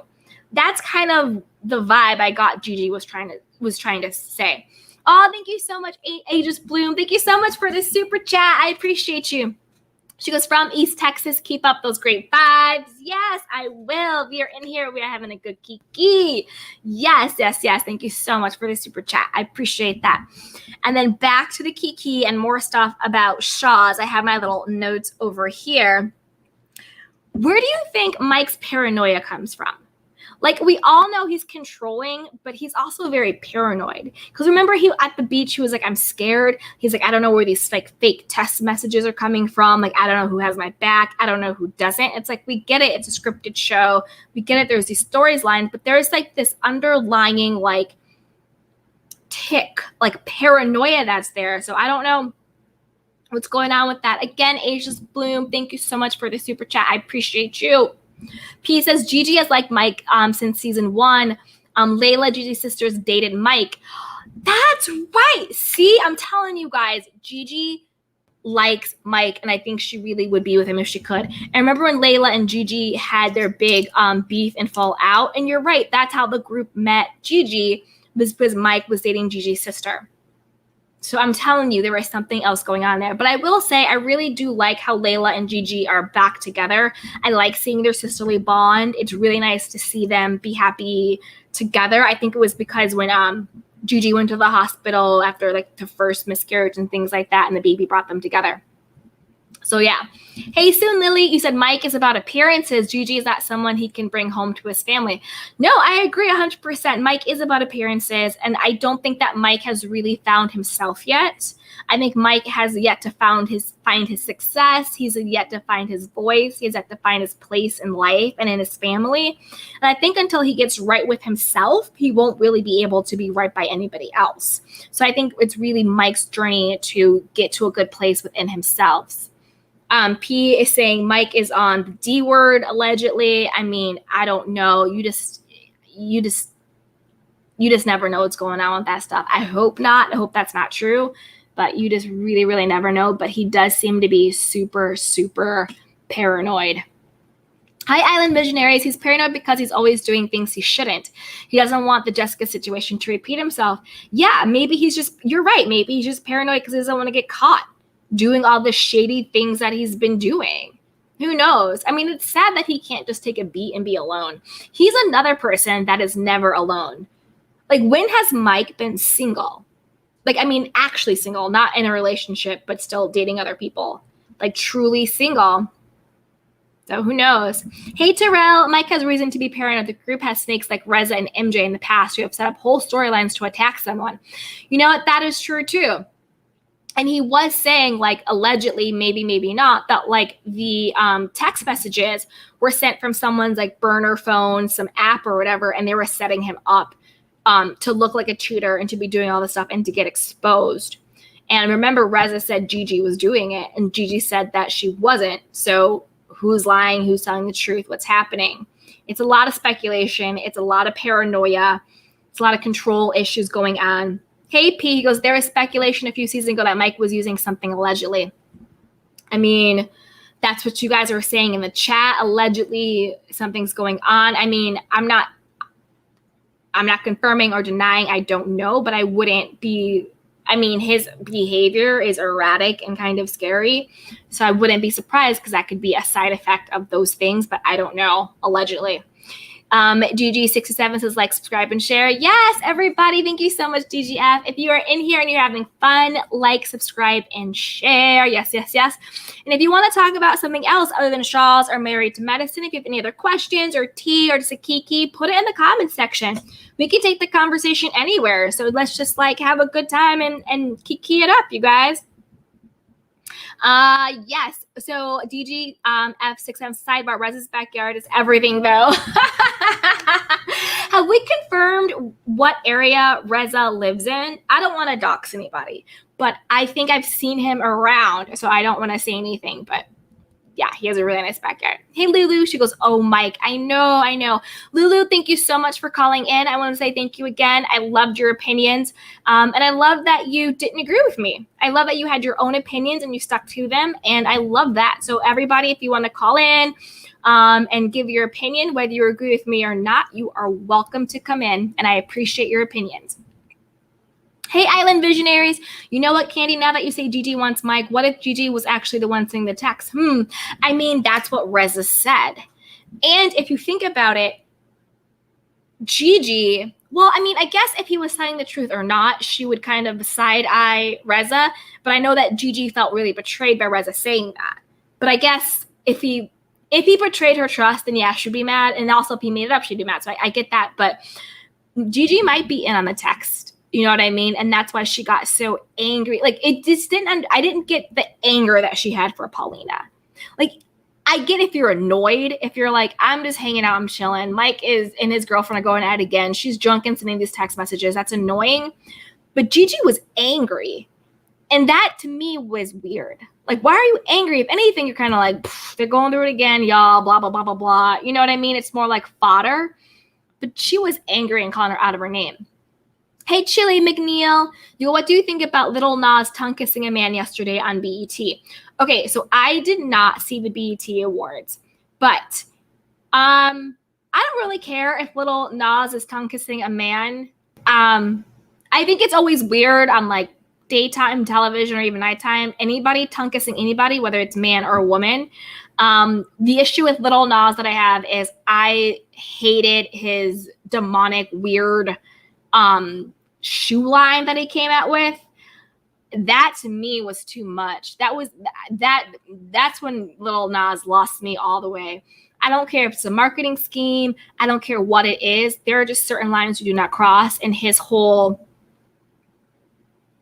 no, those nasty shoes miss me with that, Lil Nas. So I won't support him ever again. I can't. So if he wants to kiss someone, he's allowed to. I don't really care about that. But the sneakers, to me, that's when I was like, deuces, Lil Nas. It's just too much. Hey, Soon Lily. You says Mike lies and cleans up and lies and cleans up. It's a cycle and it's a pattern. At some point, he needs to get off this cycle. Exactly. Hence, Gigi encouraging him to be him and own up to wanting to date more than one person at a time. No, I agree. I do think he needs to get off the cycle. I don't think he needs to jump into like being a polygamist or jump into whatever. I think he needs to take time on his own. I think it's very clear that Mike is going through something. I think something is up with Mike. I don't think he's going to find his happiness having multiple relationships. Maybe down the line, something like that lifestyle might be the right choice for him if he doesn't want to be monogamous or he can't. But I think in this moment, he doesn't need to be dating anybody. He just needs to be working on himself. And he's just going to bring any woman he's with down. I mean, look at Paulina. She's like a shell of a woman. She doesn't even talk. She kind of just gets really drunk, and it's just bizarre. I think Mike needs to have several seats for a bit and really work on himself. Hey, Shirley McNeil and Cardi having a baby with a cheater. Yeah, I know. She announced that she is pregnant with her second baby with her cheating husband. And wasn't it just a couple weeks ago, there was another photo coming out about with him, with that girl that Cardi B allegedly had set up for someone to fight or beat up at the club, and he was just seen with her again, and now she's announcing her pregnancy. I mean, we got to do better. We got to do better. It's insane. It's insane. And like Cardi B can't really talk about, Nicki. Well, Nicki Minaj and her husband, that's a whole nother can of worms and a whole nother conversation, because he is a whole allegedly predator and all that stuff. So it's a lot of a mess there. Definitely. Let's see what you guys are saying. Hey, Terrell, me being messy for you, Candy. Shag, marry, kill. Sherman, Mike, or Nima. Oh, this is a good one. Thank you, Terrell. This is good. Okay, shag, marry, kill. Sherman, Mike, or Nima. Okay. I would marry Nima because I think we could get along and be friends and like be pleasant. So it would be like a happy, pleasant marriage. I don't think there would be any like, it wouldn't be like Mike with like abuse and all that stuff. And Sherman's kind of like a dog or whatever. So I would marry Nima. I would kill Mike because he just kind of has some issues going on and I don't need to deal with that. And I would shag Sherman because he seems like he would be like, maybe not Mr. Right, but Mr. Right now. So yeah, I would shag Sherman. That's a good one though. Hey, DGF627. So Gigi and Jessica are great friends though. They're friends now. They're friends that Jessica and Mike are divorced, right? I don't think they were great friends when Jessica and Mike were together. One, Mike doesn't like his women to have any friends outside of him. And B, Gigi was Loch Ness days. So of course Gigi's going to be best friends with Jessica now. They're divorced. She's no longer a threat. But if you think about it, as much as Gigi claims to be Mike's best friend and she's so down for Mike, to me, if you really want to be someone's best girlfriend, you want to befriend their actual girlfriend so all of you can hang out and be peaceful and happy. And you kind of wouldn't befriend their ex-wife. You know what I'm saying? Like if my best guy friend got divorced and then started dating somebody else, if it's my best guy friend, I'm going to try and be friends with his new woman so we can all hang out. And I'm not going to dislike this wife, but I'm probably not going to be her best friend anymore because this is my new best guy friend. But if I have feelings for him, then sure, I'll be best friends with the ex-wife. You're an ex, you're divorced, you're not a threat. You can give me the intel. And then I'm going to be really mean to your new girl because I want to be the new girl. So to me, that kind of just like solidifies it. Because if a Mike is really your homie, as you're saying, why are you best friends with his ex-wife? But then calling his girlfriend out of her name every other word out your mouth. See what I'm saying? You guys are laughing here in the chat box. I love it. Hey, DGF67 at Kamiko laughing. Yes, my candy canes. I want you guys to laugh and have fun and Kiki. Hey, Kamiko, Gigi had that sexual tension for Mike. Yes, she did. And someone brought it up. I'm sorry, I forget who brought it up, but the whole turkey thing. there was this whole thing. And you're right, Gigi has that sexual tension with Mike, 100%. Hey, Young Rich, she goes, honestly, that tongue kiss looks so good, kind of made me wet and kind of jealous, so I went and kissed a guy today. Yes, Young Rich. Well, I'm happy you kissed the guy. Young, put it in the chat box. What happened with that guy you hooked up with? Remember when you said you had hooked up with this guy? He was just kind of a fling, right? And then you weren't sure if, like, how long you should wait to talk to him. Did you text him? Did you hear back? We need the update, Young. Put it in the box. What happened with you and that guy? DGF67 says Madonna and Britney did it. Yes, they did. Madonna and Britney did it. They really did. And free Britney. What do you guys are thinking about the Britney conservatorship, right? What are you thinking about that? I think free Britney. It's really sad. Really, really sad. Oh, we just got a super chat. Let me see if I can find it. Yay, Soon Lily. Thank you so much for the super chat. So Soon Lily says, MJ, Tommy, and the BB are adorable. Thank you so much for this super chat. Yay. And you guys, you can always help out with super chats, but you can also just subscribe and like and share. That's a big help too. Thank you so much, Soon Lily. Yeah, MJ, Tommy, and the BB are adorable. You are 100% right. I love them. I think their marriage is real. I think their love is real. And I love the way that Tommy goes to bat for her, and he's just like, no, Reza isn't going to see my child, and I mean, he shouldn't with that stupid restraining order. It's ridiculous, absolutely ridiculous. So thank you so much, Sunali, for the super chat. I appreciate it. Hey, Kamiko, my BFF went through a lot of women that came out of the closet. Just saying. Yeah. See, I don't get how you doing vibes from Mike. I think Mike just has a tick. I think Mike just needs some help. But I get that. A lot of times men do go through a lot of women, and then they're able to step into their own. So that's true. Hey, Young Rich, Cardi fighting while pregnant, laughing my butt off.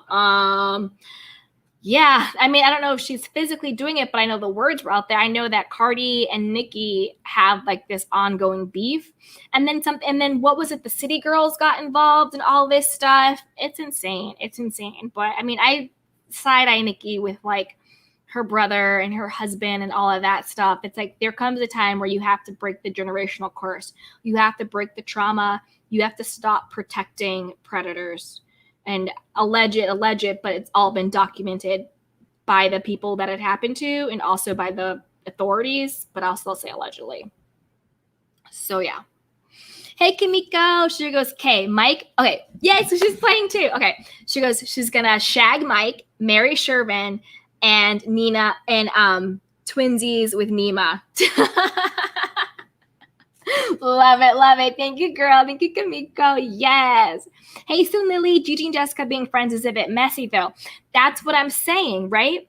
So the way Gigi keeps saying she's Mike's girl and she's going so hard for Mike, but yet you're BFS with his ex-wife and calling your girlfriend out of her name, it's kind of messy to me. If you're really his homegirl, you should be trying to befriend the new one.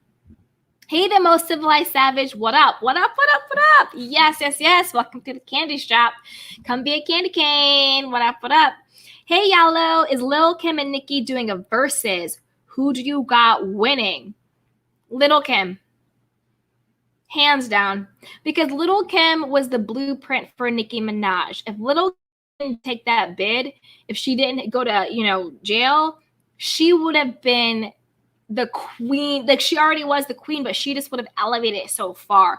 I feel like Little Kim, her whole career got derailed from that. And then Nicki literally stepped in with the whole, Black Barbie and all that stuff. Like, that literally was Little Kim's MO. And Nicki Minaj just stepped into that blueprint. So regardless of who has more hits, if Nicki was doing more stuff or whatever, because Little Kim had to take that time out, hands down, Little Kim. Little Kim was the blueprint for all of them. Little Kim was the blueprint for all these girls, for the Megan Thee Stallion, for the City Girls, for everybody else. Little Kim was number one, and they need to just totally respect that. Yeah. Hey, the most civilized savage. I have no idea. Okay. And you said I'm okay. Yeah. Hey, Terrell. So basically, Gigi trying to be the first and main sister wife coming to TLC channel soon. Yes. I agree. That's what I think she was low-key saying to Mike. Mike, you and I are alike. We can't be monogamous. I understand you. I'll let you cheat in peace. Choose me. That's what she was saying. Hey, DGF627. He goes, right, exactly. Exactly. They have their babies in common. Who has their babies in common? Gigi and MJ, or Nicki and Cardi B? Thank you so much for the super chat, Alexa Wells. Hashtag on my own terms. Yes. Thank you so much for the super chat. I appreciate that. Yes. Thank you for supporting. That's right. And if you guys are here and you want to support, you can like, you can share, you can super chat, you can cash up, all those fun things. I really appreciate all of you just being here and spending this time with me. Yes. Okay, Young Rich, we have an update. We haven't said a word to each other, so I moved on to another guy. Aww. I mean, you always want to remember that you're the prize, right? You are the prize. You don't want to chase anyone, but it's okay to maybe reach out one time. Don't ask to hang out, but just be like, hey, I had a really good time with you, or some inside joke or something, and see if they respond or not. Because what if he's thinking the same thing? Well, I haven't heard from this guy, so I'm just going to move on and do my thing. And then you two are missing each other because you both are trying to be stubborn. Don't chase anybody because you are the prize, but also don't count yourself out just because you're afraid to put the first foot out there. So I would try maybe to reach out one time, keep it light, keep it cute. Just test the water and see what he says. If he doesn't respond, oh, well, you're in the same spot. And if he does respond, then, hey, maybe you could see each other and go somewhere, because you both could be thinking the same thing. Oh, this person ghosted me. So maybe reach out one more time, but only once. Do not chase. And remember that you are the prize. Hey, beautiful Lynn. She goes, I don't trust Destiney. Me either. That stuff is way old between Mike and Gigi. Exactly. I think Gigi has wanted Mike for a long time, 100%. And I don't trust Destiney either. DGF says Tommy. Excuse me, guys. So Tom and MJ need a mini series. I agree. I love Tommy and MJ. I would like to see them go at it. I want to see like Tommy's family and Tommy's friends, and then I want to see like MJ's side. They're just really cute. I really like them too. Hey, DJ Abby says, free Britney. It's a shame and disgrace what has happened to her. Shades of Frances Farmer. It is a shame how they put her on lithium to like make her like work and stuff, and she was like sick. It's sad. It's sad what money will do. But at the same time, but at the flip side, it's just like, does she have a condition? But I don't think she needs to be controlled this much, because the thing is, if she was able to go out there and still work and generate all of these millions and millions of dollars, then she's well enough to have her own life back. She's not to the point where she's like debilitated, where she needs a conservatorship. A conservatorship is usually for people who are so far gone, either like Alzheimer's or some type of mental debilitation or illness where they can literally not function and make decisions for themselves. But yet she's been able to literally make millions of dollars all of these years and have all of these other people reap the benefits. We need a free Britney. Hey, Young Rich, goes, oh, loud. Candy's going to start a war with Nicki versus Lil Kim. Oh, my God, no. I don't want them coming after me. What's Nicki's hive called? What are they called? The Barbs? Don't come at me, Barbs. I got my candy canes. Don't come at me. Don't come at me. So DGF says, so messy the friendship is. Yeah, it's a very, very messy friendship. 100%. It's a very messy friendship. So let's see what you guys are saying. Peace is Little Kim core fans or Gen Xers. They use social media differently than the Barbs. The Barbs are relentless perhaps as much or more than the Bayhive. Yeah, I mean, I agree with you. It's a different world that's going on. P says the only issue, which is a big one, is that Little Kim and Nicki were different eras. Very true. There was really no overlap, and they never battled on the chart at the same time. Yeah. Because Little Kim, I still think she got stunted. I think, with everything that happened, but she's still the queen. Hey, Lan Richard says Gigi does not want Mike. Okay, so Lynn doesn't agree. Thank you for that. I love it when you guys have different opinions. So Gigi is saying she doesn't want Mike. She's saying she doesn't want her. It's really just a friendship. We could see. P says charts. Yeah, they didn't go on the charts. That's true. But I still think it would be interesting. I don't know if I want them to do a versus, maybe do a collab. That could be cool. Well, I wonder what that would sound like, right? I wouldn't mind them doing something together. Hey, Angel Eyes Murphy. She goes, hey, Candy, saying hi from Nassau, Bahamas. Really love your page. Oh, thank you, sweetheart. I appreciate that. Thank you. We have been on here for over an hour and a half. We're going to keep going just a little bit more of the Kikis. And I want to make sure I get to everybody's comments. I want everyone to feel seen and heard. So I'm going to get through everyone's comments, guys. Okay, so DGF says Lil Kim actually uses whole words, not just syllables. # all shade. I mean, Little Kim is just, how many licks by Little Kim? Iconic. And is literally the blueprint for everybody else's little rhymes and stuff. And then it wasn't a word on the street, allegedly, that Nicki didn't write her own stuff. I mean, I don't know. Maybe she did, but I'm not sure. Gigi and Jessica. Oh, that friendship is messy. Yeah, that friendship is messy too. Like, that's bizarre to me.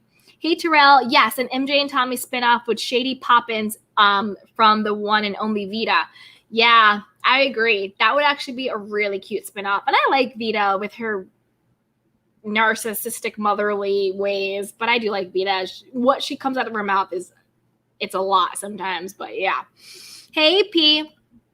Is it ableist to insist she is not mentally stable? I question her diagnosis because she was post-party and under immense stress. So I think you're talking about Britney, right? Yeah, Britney was postpartum. She had 2 babies back to back. And I don't think it's ableist saying to insist that she's not mentally stable. I mean, I don't know. I think it was a combination of everything. The stress of being in front of the paparazzi, being postpartum, not having control over your life, having the stress, not being able to take a break, having so many demands. Like, I think that would make anybody, you know what I mean, go off the deep end. It's a lot for anybody. Hey, Alexa. Thank you. Alexis Wells says, oh, sorry. Alexa, stop. You guys, literally, that's my Alexa going off. So glad to catch your live. Yes, thank you so much, too. Thank you. That was actually really funny. Hey, Terrell. So Terrell says, if Britney was in such need of a conservatorship, why would they put her on live TV weekly to judge X Factor? Not buying it. # free Britney. I agree. They were still using her like a work horse, a work cow, like a mule. I think they're putting her on those medicines to control her. And yeah, she definitely needs to be free. Hey, Young Rich, he goes, I want a Britney and Christina collab when Britney gets better. I would love a Britney and Christina collab. Me too. I think that would be great. I'm down for it. And what do you guys think about Justin Timberlake saying his 2 cents, trying to still like be relevant? It's like, Justin, have several seats. Hey, Miles. Kid May goes, are you having fun with your niece? Yes, I'm having a great time with my niece. She's right over there. She has her headphones on. She's really sweet, and I love her a lot, and we are having a great time. Thank you so much for asking, which is why I'm going to wrap it up in a little bit just so I can go hang out with her, but we're having a really, really good time. So thank you for asking. Yes. Hey, P goes, my family member is bipolar, schizophrenic. Yes, there are challenges, but unlike my family member, Brittany has money and can get consistent support. Yeah, that's why I don't think it was really about supporting her. I think it was about controlling her. You know, these people don't have to work. They just control her and they get to, you know, control her money. That's a pretty good setup for someone like that. It's really sad. So P said partum. Yes. He goes average. Yes, absolutely. Kamiko says, I've been ignoring the last 10 minutes because I'm a barb. That is fair. That is fair enough. That is fair enough. That's cool. That is cool too. Hey, Young Rich goes, Alexa wants to speak. I know I don't want to say her name too loud because she might pop back on. She was not playing. She is not playing. I have really funny commands that I do with Alexa. Again, I'll say her name. I'm having trouble connecting to the It happened again. Young Rich, that was your fault. That was young fault. Okay, so hey, Lynn Richardson. She goes, yes, I think she got wise and stopped taking the meds so she could speak her piece. Exactly. That's exactly what she was saying. She was like, you guys put me on lithium. I felt like I was drunk and like all this stuff was going on. So you're right. You're 100% correct. I think she stopped taking the meds. she got her own mind back, and it was just like, this has to stop. This is too much. Like, I need my life back. And they were saying how they have like an IUD in her. She can't even take it out and have babies if she wants. Like, that's a whole lot. To basically tell a woman she can't have a child that's a lot. Hey, Angel Eyes Murphys, what do you think about Heavenly? I love her so much. She brings the fire. Woo! Okay, Angel Eyes, you missed the entire beginning of this. You have to go back and watch that replay. So basically, I am not Team Heavenly. I don't like her. I think she's really, I do like Toya, but a lot of people in the chats were not feeling Toya. They thought she was being very childish, acting like a toddler, having money issues, popping off on people, all of that stuff. So when we're done, go back and watch the replay. At the beginning, we get into it. So some people are Team Heavenly, some people are Team Toya, and that's kind of what it is. It's not that I dislike Heavenly on a personal level, just the way she speaks to women, the way she puts them down, and just you can see how much it's rooted in her own insecurity. I just can't vibe with Heavenly's energy. But some people are into her, and a lot of people were just like, Toya needs to grow up. Toya needs to take accountability, and she needs to get over. Does Heavenly bring the fire? Yeah, she brings the fire. I think some things she says are really funny, but some things I think are just cruel. And I think that's kind of where the line for me gets drawn, where it's like you can throw shade, but now you're being cruel. And I don't like the cruelty part of it. So thank you, Angel Eyes. Yeah. Hey, DGF. So DGF says, yes, Beta is doing the best she can. MJ seems to have risen above her toxicity. There is no wonder that narcissistic Reza felt like home to her. I agree 100%. It's like that hot, cold, you're my favorite, you're not my favorite, all of that stuff. I'm really proud of MJ. I think she's doing the work. I hope, like I saw like the previews, I hope she doesn't really want to be friends with Reza again, because it's just too much. It's too much. Way, way, way too much. Hey, Life of Deshanta. She goes, Toya is mean and childish. Yeah, I mean, that's what you guys were saying. You guys were saying that you were not here for Toya, that she was acting like a toddler. She was really acting out. But then we're saying that there might be some underlying sadness, some underlying grief from her miscarriage and all of that stuff. So it's a lot. It's a lot going on underneath it seems. Hey, P, says the forced IUD. When I heard that, I know, like that just hurt my heart. That just really, really hurt my heart when she said that. I agree 100%. Let's see what you guys are saying. Hey, Ageless Beauty or Ageless Bloom. Well, you're also a beauty too. So Ageless Beauty as well. You guys, Toya is a mess. Not big on Heavenly either. Jackie is my favorite. Yeah. Toya is a mess. I mean, she has some stuff going on. Heavenly and Jackie being the favorite. A lot of people do like Jackie. Jackie, to me, she lost me with that whole Buffy situation. That's when I was kind of looking at Dr. Jackie differently. Hey, Soon Lily, I can't align with Dr. H because of what she did to Mariah. Same. That whole Mariah situation just really missed me. Hey, D Sensei, may God guide you in your quest. Aw, thank you so much. I appreciate that. Yes. P is saying Heavily thinks reading in shade is cruel and mean. Yeah, and she doesn't get the difference. You can have light shade. You can say things that are funny without being below the belt. You see what I'm saying? Without really putting that knife in. Hey, Soon Lily, you was married to Madison as Mariah's brainchild, and these women gained from this and then tossed Mariah to the curb. Yeah, that's my Mariah was in that lawsuit with Bravo Now, trying to get, her intellectual property back and everything back in her name and all that stuff. So we'll see what happens when she's able to talk about it. But you're right. Married to Medicine was Mariah's brainchild. It was her intellectual property. It was her idea. She put the cast together. It was her concept, and she's the one who brought it to Bravo. So you're right. And for them to do that, to me, is just really sneaky and conniving. Hey, Young Rich, did you see? Oh. Okay, we'll do Lynn, and then I'll go back to Young Rich. Okay. Hey, Lynn, Richard, this is I am with you, Candy. Heavenly and Quad always try to bring Black women down. She was doing that to Toya. She tried to do Mariah. Yes, Lynn. That's what I was saying in the beginning. I was saying Heavenly first was going after Mariah because she was super jealous of her, and she just got triggered by her. Now that Mariah was off the show, she was like, oh, well, who is the surrogate for Mariah? Toya. And so she started to go after Toya. And so she was doing exactly to Toya what she's done to Mariah all of the past seasons. I agree with you. And Quad is just a mess. And Quad tried to be like the head HBIC in charge and totally backstab Mariah. So I agree with you, definitely. P says Lisa Nicole and Carrie should have been at the reunion. Me too. Me too. I would absolutely love to have seen them there. I thought they kind of made the show from what I saw. Did you see the Bella Twins backlash controversy because they called the late China a man?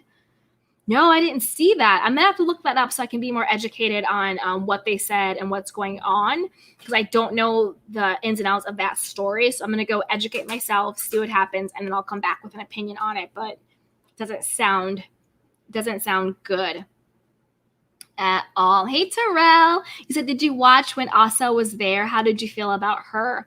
So I did watch when Asa was there. I liked Asa, but I didn't necessarily like her on the show because I didn't feel that Asa was being her true self.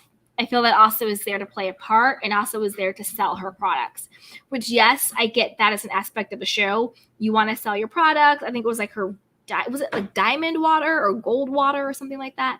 So like, yes, I get it. You want to be there to sell your products. Yes, I understand you have a brand that you want to uphold, but I didn't feel like we were getting the true Asa. I feel like we were getting Asa's representative and then her pushing her products, where it's like, I want you to push your products and I want you to have a great brand, but I also want to see who you are because it's still a reality show. And at the end of the day, you know, you're the person that I want to buy into this with. You know what I mean? So yeah, let's see what you guys are saying. Young Rich says, I want Lisa Nicole on next season, to be honest. Her versus Heavenly is iconic, but she probably won't be on because she was on All About the Tea and Andy said, don't F with her. I mean, Lisa Nicole being on All About the Tea was a mess. It was an absolute mess. I don't know why she did that. She probably shot her own self in the foot 100%. Hey, P, why is Edge's Quad still Married to Medicine? She isn't married to medicine, nor is she a pharmaceutical rep anymore. Why is she there to play off Heavenly? Poof. I agree with you. I'm not sure why Quad was still there either. I don't get it. She's not really super friends with any of them. She kind of pops in and pops out. She's more friends with like Flunkies and Eva or something like that. I don't know. I agree with you. Hey, Life of Deshanta. Simply put, Mariah should have had her own paperwork in order. The other cast members can't throw anyone out who truly knows it, who truly owns it. But unfortunately, Mariah didn't handle business properly from the start. Check my head. Yeah, I mean, maybe not. But I mean, she does have a case and it is in a lawsuit. So if she didn't handle it, because this is the thing, which is really scary. You can handle everything properly. You can have all your paperwork in order. You can have everything in order and still get screwed over in Hollywood. You can still get your work stolen. You can still have things taken from you. You can still get cut out of stuff. I mean, that is the truth. You could have all the T's crossed and all the I's dotted, and you can still get screwed over.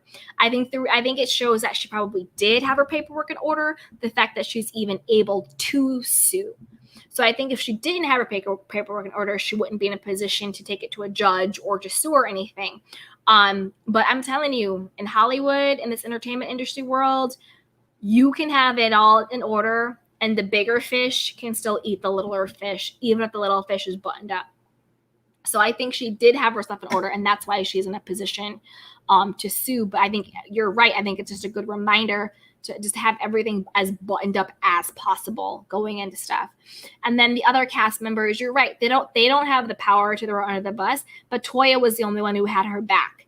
Like Simone pretty much stayed silent. Jackie pretty much stayed silent. Heavenly was out there saying her mess until she realized that Mariah really did have a suit, and then kind of backtracked a little bit because she didn't want to get fired if Mariah came back. So it was a mess. I mean, they may not have the power, but you could at least stand by her in some way. P says the Bellatin have some nerves. Rip China doll. Oh, I'm gonna have to look this up to know what you guys are saying and stuff. I want to know what happened there. Hey, Lisa. She goes caftans too.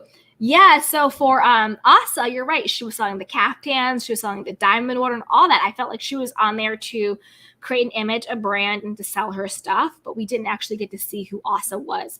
Kind of like Destiney, but different. Do you know Destiny's doing the most in a different way? I don't think we're actually seeing who the real Destiney is. And then Asa was playing a role too, but like in a different way.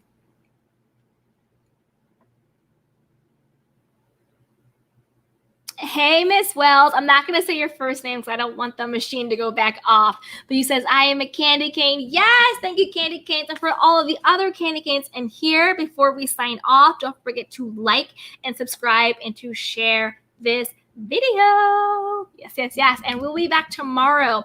We might do a self-care session tomorrow. The reality TV news hasn't been too popping right now, so we'll see. Lisa says jewelry too. Yeah, Asa had the jewelry, she had the diamond water, she had the caftans, she had all of it. Kimiko is saying Jermaine didn't want Asa on the show. Yeah, she couldn't show him or that stuff, so maybe that was a part of it. Maybe that's why she was being so reserved, and that's what. And then remember when she wasn't being so forthright about like her IVF process and all that stuff. I think probably because there might have still been some stigma around it, or they wanted to have some sort of like privacy or secrecy around it, so she couldn't be as forthright about her journey. So you're right. So let's see. And then P is saying at Kimiko that part, yeah, the cast was trying to force Asa to bring him on. He probably showed up once or twice briefly. Yeah, and then she wouldn't even show his picture. So it was a lot. It was a lot of stuff. Miles is saying Quad is the most entertaining on the show, so why wouldn't she be on there? I mean, it goes both ways. It is called Married to Medicine. She's not a doctor. She doesn't work in the medical field, and she's no longer married, so she no longer fits the dynamic of the show. However, if you look at the Real Housewife franchises, a lot of them are not housewives. Either have never been married, divorced 15 times, going through a divorce, whatever it is. So a lot of them aren't even housewives either, or they're not housewives in the sense of they take care of their man, or they're working a lot themselves. So it kind of goes both ways with that one. Lisa says, absolutely agree. Aw, thank you, beautiful Lisa. Yes, yes, yes. Soon Lily says, Quad seems to have a connection with production, my guess. Yeah, she probably shared Mariah's secret to Bravo. Quad's a mole. You know what, Soon Lily? I would not put it past her. I really wouldn't. I would not put it past her to do that. I would not put it past her, because to me, Quad is a sellout. And the way she backstabbed Mariah, who brought her on the show and did everything to her, to me, was just really, really telling. P says, night, Candy and the Candy Canes. Night, P. Mwah. Thank you so much for showing up. I will see you tomorrow, sweetheart. Yes. And Lynn, hey, Lynn. You says, how do you feel about Eve wearing that dress and supporting Michael Costello? No. I think it's Eva, right? Costello is allegedly, but also on like confirmed racist. And he said the N-word to that woman and got in a fight and all that stuff. I think Eva, to me, is wrong road, and wrong side of history.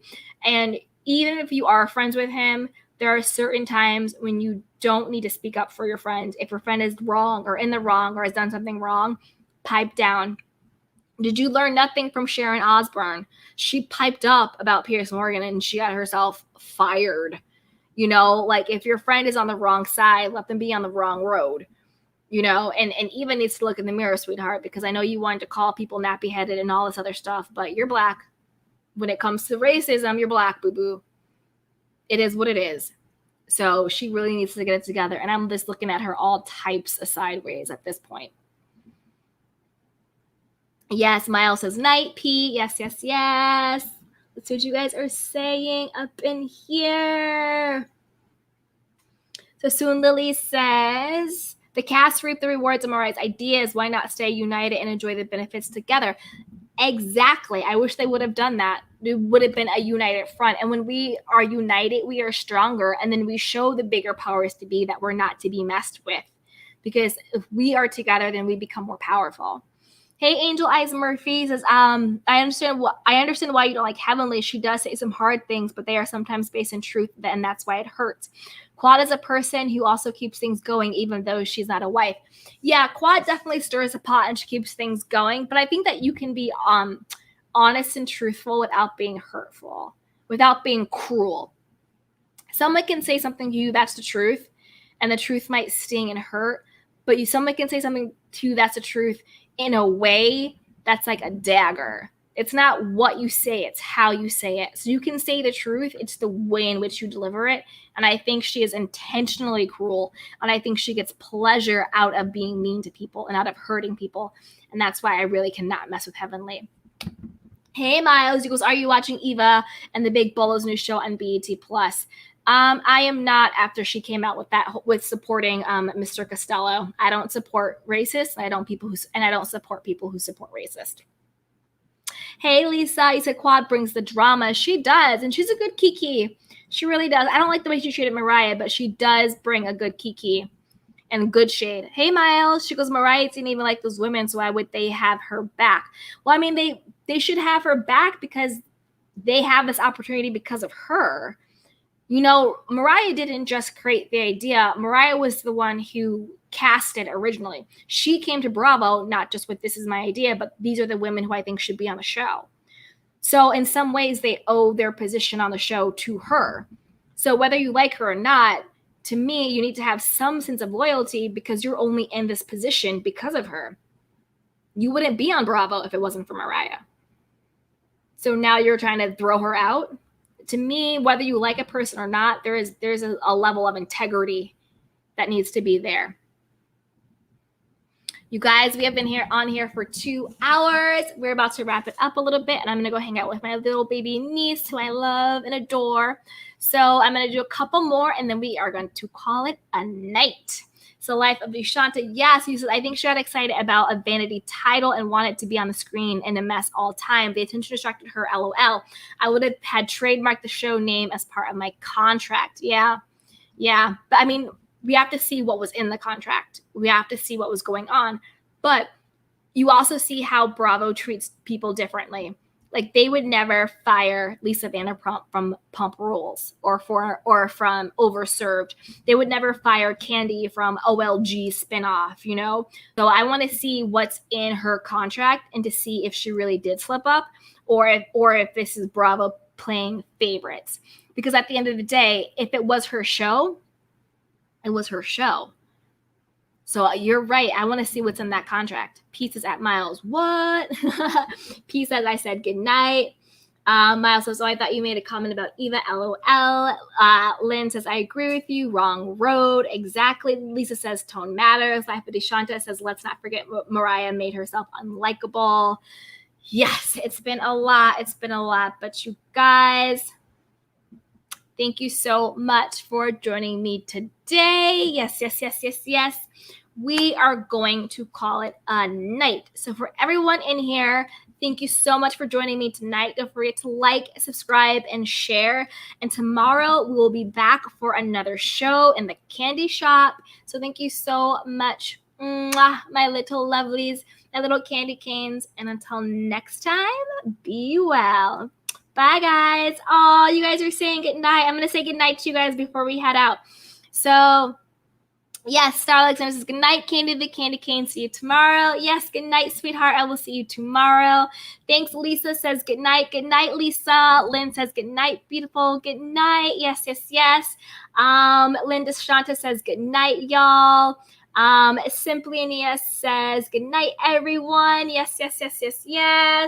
Oh, Young Rich, my little favorite over there, says bye. See you tomorrow. Queen, have fun. Yes, I will see all of y'all tomorrow. We'll be back here to keep. Thank you so much. Yes.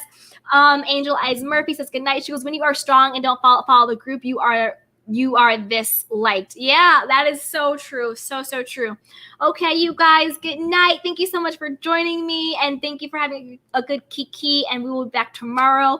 My candy canes, good night and be well. Mwah. I will see you guys next time. Bye.